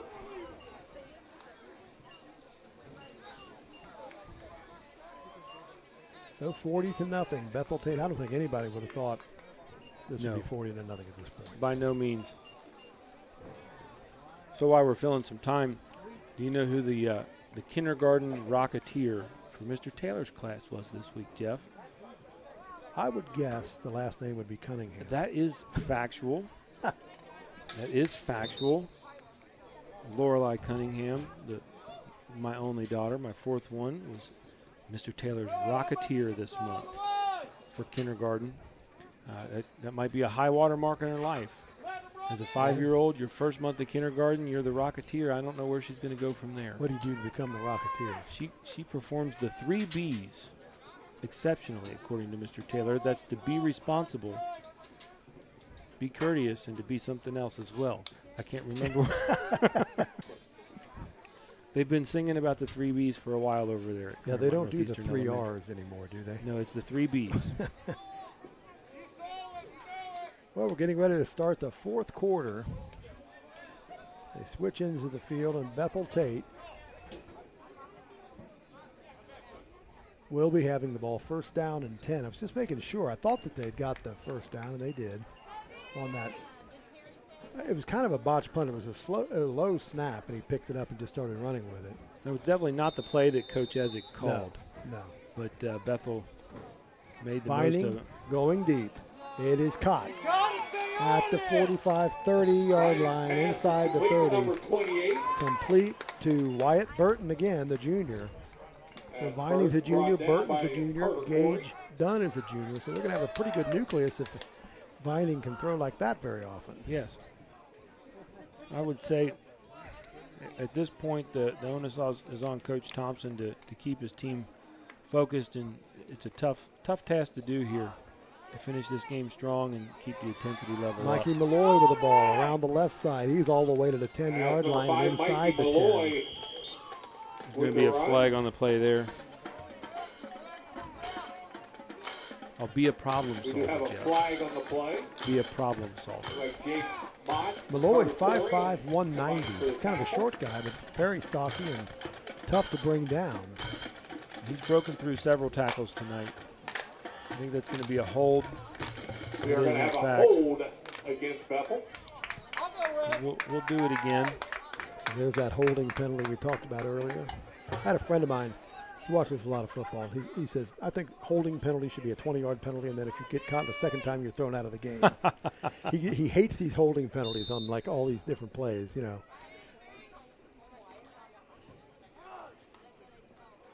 Mikey Well Malloy with the defended by carry. the Malloy Rockets. again with a carry.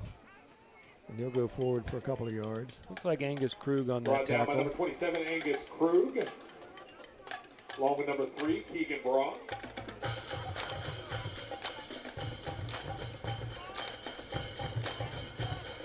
And I was a lineman for much of my career, and my philosophy was it was only a hold if you got caught, Jeff. Right. As they swing it out to Gage Dunn.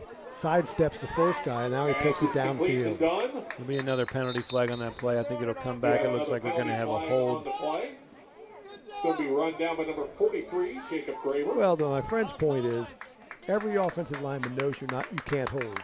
Yet they do it almost every play, basically, because Not people don't almost. see it.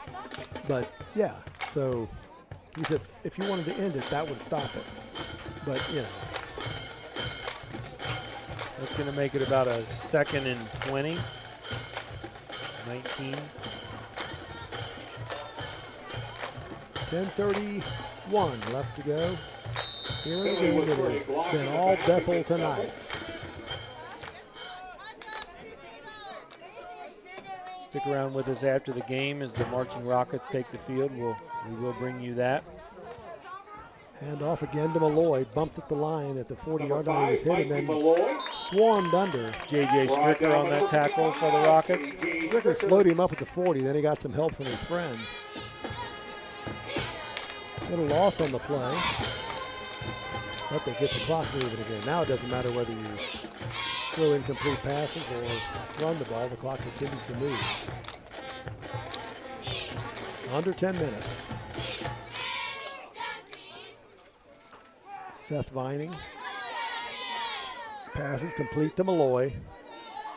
And he rolls over one guy and gets inside the 25-yard line. That's going to be well shy of the first down. They have to get all the way inside the 20 to about the, looks like, Logan Podor. Well, they got to get to about the 21 or so for the first down. Roy runs pretty hard. He broke another tackle there. He's probably had 5 or 6 occasions so far where he's broken a tackle. Coming into tonight, Malloy had 18 rushes for 79 yards. Had scored 3 touchdowns. That was all last week. 1 on a catch, 2 on runs. He's got a touchdown again tonight, so that's 4 on the season for Malloy. It'll be a timeout. Bethel, as the play clock was expiring. Jeff and I will step away for a minute again. I'm going to bring up that Venmo QR code. We would love to have your support for the Kinley Sexton Foundation, and Jeff and I will be right back.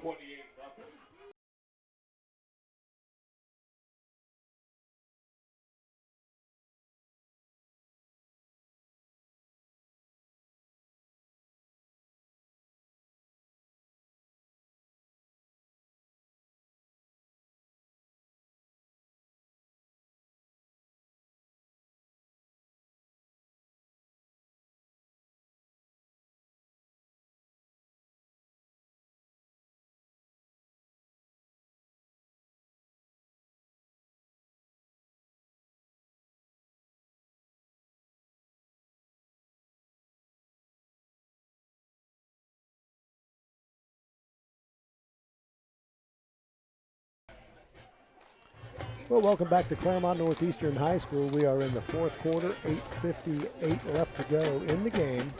40-0, Bethel Tate leading. The clock continues to roll once we get it started again. The 30-point rule, and the Tigers have the ball, and I wouldn't say knocking at the door because it's 4th down and 5, but we'll see what happens on this play. Vining, the backup quarterback, takes it down the field. It's going to be caught, and a touchdown. Pass is complete to number 10. Brutal. Gage Dunn again there, Jeff. Gage Dunn with a touchdown. Vining with a touchdown pass. He gets his moment of fame. A ball that's underthrown. And it's 40-0, Bethel Tate. And I would assume Aaron Sanker will be kicking a point after here. Referee over. He's been 4 out of 5.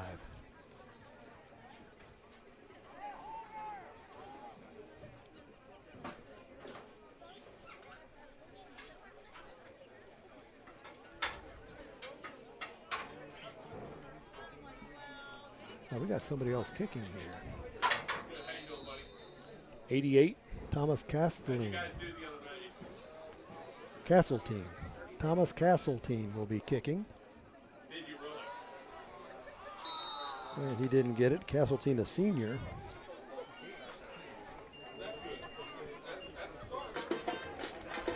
So 46-0, Bethel Tate with the lead. 8:23 left to go in this game, mercifully. Well, what do you do when you pick it up for next week? About all you can do. We look over there, our flags are at half staff. We had a moment of silence to begin the game in memory of the September 11th attacks. Referees are conferring. We may see another oddity here. The officials came over. It wouldn't shock me. I don't know, just so odd. The referees came over a few minutes ago. You think they just talking to Coach Thompson about something. I don't know what they're doing. It's just a strange conversation. The side judge was quite animated in his conversation with Coach Steve Thompson. I don't know if he saw some action on the part of the Rockets that they didn't care for and they want ended, or what it was.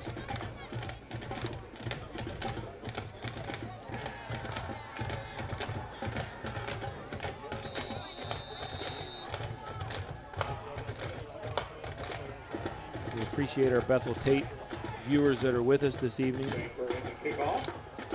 Got about 200 live viewers right now. Bounce.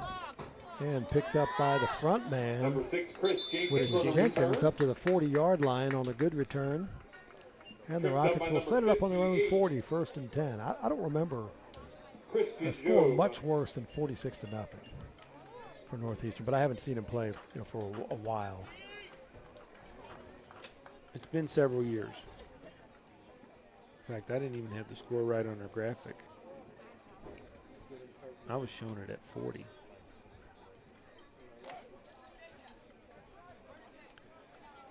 .43 left, clock moving. Kistler's still in the game, out to the left side. Looks like the Rockets have their starting lineup still in the game. Is that Jenkins taking the snap? It is. Yep, Jenkins hands it off to McIntosh. And he gets maybe a yard. And off to number 5, Andrew McIntosh. He loses his helmet on that play. Going to be brought down by number 8. I think because of that, he'll have to step off. Connor Glenn. It means that Zach Hopkins will step in the backfield for the Rockets, number 32.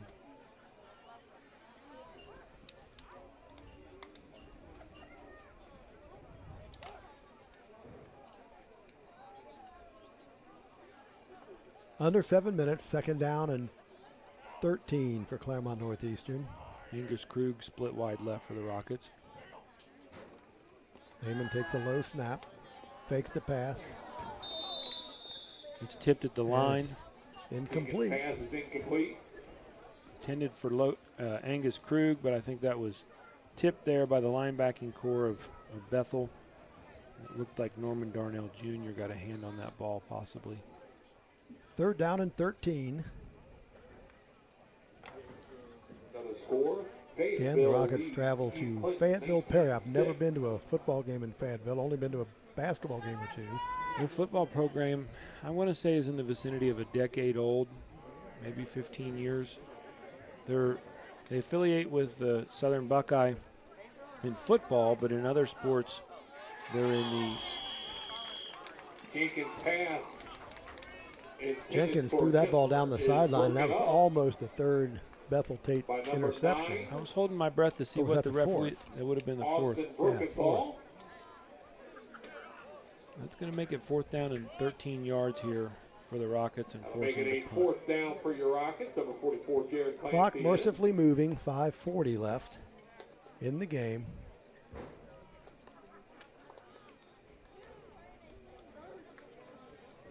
Jeff, I'm going to go home and eat vegetable soup. Not sure what I'm going to eat. My wife makes a mean vegetable soup, and I'm looking forward to it. I don't even think I'm going to have a hot dog. As much as I like the CNE Fan Boosters concession stand, I think I'm going to save the space and have some leftover vegetable soup. Yeah, I texted Alex last night, said, did you make anything? How were your stuffed peppers? And I meant to send that to my wife, and I sent it to him. Didn't know if she'd made anything for dinner.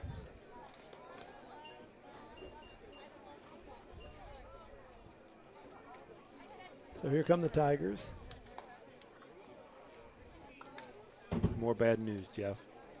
Seth Vining has been pretty The impressive vegetable soup's tonight. gone. What? More bad news. The vegetable it's soup's gone. Up to the minute texting. Man. Handoff. And again, that's not going to be much on that play. Now I don't know what I'm going to eat, Jeff. Might have been Mikey Malloy on the play. I couldn't really see. Back number 45. It's a new running back. William Rapp. William Rapp, number a 32, freshman. Hopkins. Ran it up the middle.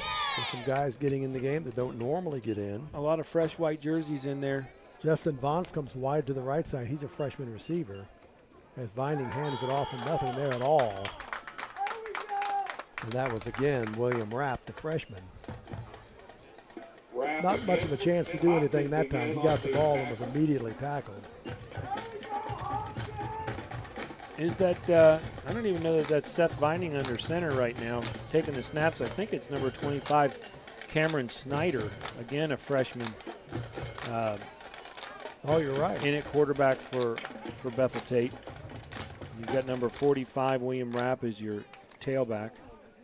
Snyder rolling to the right side, and he's going to be tackled. Vining's going to be brought Before he gets down back for to a the loss. line of scrimmage. Angus Krug on the tackle there for the Rockets. with the tackle. Cameron Snyder with the call and kept it himself and couldn't get back to the original line of scrimmage. So now a 4th down and about, it looks like 17, and Bethel Tate will be kicking it off. Will be punting again. 3:34 left to go in the game. 46-0, the Bethel Tate Tigers leading. Number 7. Back deep for CNE. In the punt. Looks like that Jenkins? Or that Kistler. That's Kistler back. Kistler's back. Again, the lone deep man. Penalty marker. Probably going to be an illegal substitution on the Rockets. Ball doesn't make it to Kistler. Gets to about the 50-yard line where it's down. But again, a penalty marker back upfield with 3:07 left to go in the game.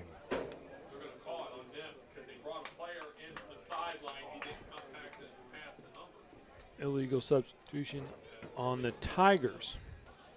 They could have got it on the Rockets as well. Substitution called against the Tigers. So I don't know if that means it does. They're going to replay the down, so we'll punt it again. And they'll punt it from farther back, so Kistler, who didn't get a chance to return it, will get another opportunity, hopefully. It would be nice for the Rockets to get on the board. Damian Kistler has the potential, if that ball gets in his hand, to break one. So let's see if we don't get a punt that he has a chance to return here. We might have an illegal proceed. We're going to do this again, I High think. kick. Again, doesn't make it to Kistler. So well, the good news is, so we touch it, Bethel recovers, but I think that there's a penalty flag again, and we're going to punt it for a 3rd time because I think we have a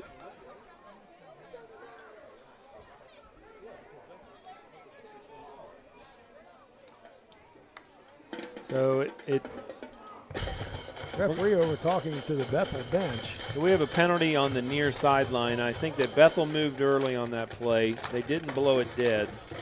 I'm not sure why he didn't blow that dead if it's going to be an illegal procedure on Bethel, which I think is the play. That ball should have been blown dead. There's a mental mistake by the Rockets there by touching the punt. Bethel recovered it. I think it's going to be a moot point, and we're going to punt it a 3rd time. It's a hot mess. I'll tell you, if I were Kistler, I'd kind of move up a little bit. Yes. The punts are not getting to him. Illegal procedure against the Bethel Tate Tigers. I'm not sure why the side judge didn't blow that play dead. But regardless, we'll do it again. And again, they're going to march it back even farther. So come on, Damian, move up about 15 yards here, and let's return a punt. So, Jeff, I didn't really see what happened on the end of that punt play. Was that touched by? Apparently, somebody touched it to down it, and then there was a scramble for the ball. There's the kick. That's the best punt of the series for the punter, but again, it doesn't make it Kistler. It's dead at the 41-yard line. Are there any penalties? Take it over, 1st and 10. All right, so that one counts. After the 3rd punt, the Rockets take over in Bethel Tate territory. About the 41-yard line. The Rocket ball, 1st and 10. On the Tiger 42. Well, to say the least, it's been one of those nights for Claremont Northeastern. I don't know what to say. I mean, no one would have thought this game would have been 46-0 like this. You got to give it to Bethel Tate. I mean, they've played well on both sides of the ball. They came out at the beginning of the 1st quarter and really just set the precedent, and that's been the prevailing mood for the remainder of the game as Jenkins keeps it. Direct snap to Jenkins, going to be tripped up by number 1. McIntosh out in front blocking for Chris Jenkins. That's a 9-yard gain. It'll be 2nd down and 1 for Claremont Northeastern. 1:47 left in the game. Now we got 3 guys in the backfield. Jenkins is still a quarterback. Jenkins, a junior, rolling to the right side. It's going to be good for the 1st down. We're going to see him next year as the quarterback. You know, that's a good question. It's hard to say. coaches really, you look at your personnel, and hopefully you develop your scheme around your personnel. Can't help but think if Chris Jenkins was to do something like that, you may see a Wildcat type look for the Rockets, which you're seeing right now, really. Well, I would think it would be not good to have Jenkins, because you're taking away his receiving ability and all of his other things that he can give to a team also. You like what he has the ability to do for you in open going field deep, space. and it's incomplete. Who's the intended receiver there? I think that's Damian Kistler. Yeah, I think he'd be giving up something, taking him out of that to put him in as quarterback, but depends how good of a quarterback he is, too. Austin Brookenthal on the coverage there, and Dalton Saylor for Bethel. So 30 seconds, clock quickly moving.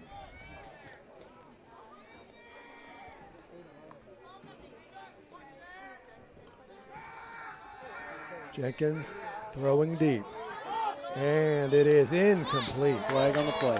Trying to get it to Krug. So the flag makes the clock stop at 15 seconds. It looks like it's going to be a pass interference. So the Rockets are going to have one more chance to stick it in the end zone. Well, pass interference. Well, it's not like the pros, though. It'll go down. No, if this was the pros, it'd be on the one. Right. But I think it'll be a 15-yard penalty. It'll be good for a first down. That doesn't really matter because there's 15 seconds left. And at this point, this is just the Rockets trying to break that shutout. I'd say that this will be an important morale here just to finish this strong, to get on the board and try to do something with it. Yeah, they want to end this Show on a something positive from this, note. correct. So here it comes, 7 seconds left, clock moving. The throw is incomplete, and that's the game. So the final score from Claremont Northeastern tonight, the Bethel Tate Tigers win 46-0 over the Claremont Northeastern Rockets. The Tigers go to 1-1 in the conference, 2-1 overall. The Rockets go to 1-2 overall, 0-2 in the conference. Jeff, I appreciate you taking the lead on the play-by-play for us tonight. I hope we can get back together next week. As we said, we're still not certain what the arrangements will be at Fayetteville. Worst case scenario, we'll do this as a dead stream and upload it the next day. We hope to bring it to folks in some capacity live. Yeah, worst case scenario, you'll be walking on the sidelines with your cell phone. Yeah, you never know. So we'll do something. If it has to be a highlight reel that we upload the next day, we may do that. So we'll have coverage of some kind. So we ask that you stick with us. We're going to bring the band here in just a few minutes as they take the field, and Jeff and I will sign off. Thank you.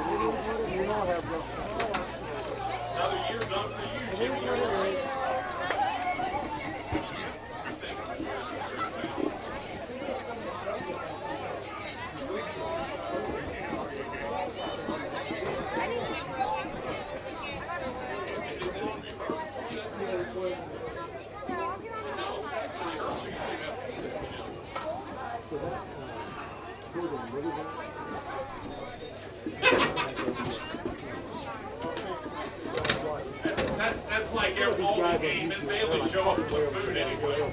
Every one of them. I didn't see you there.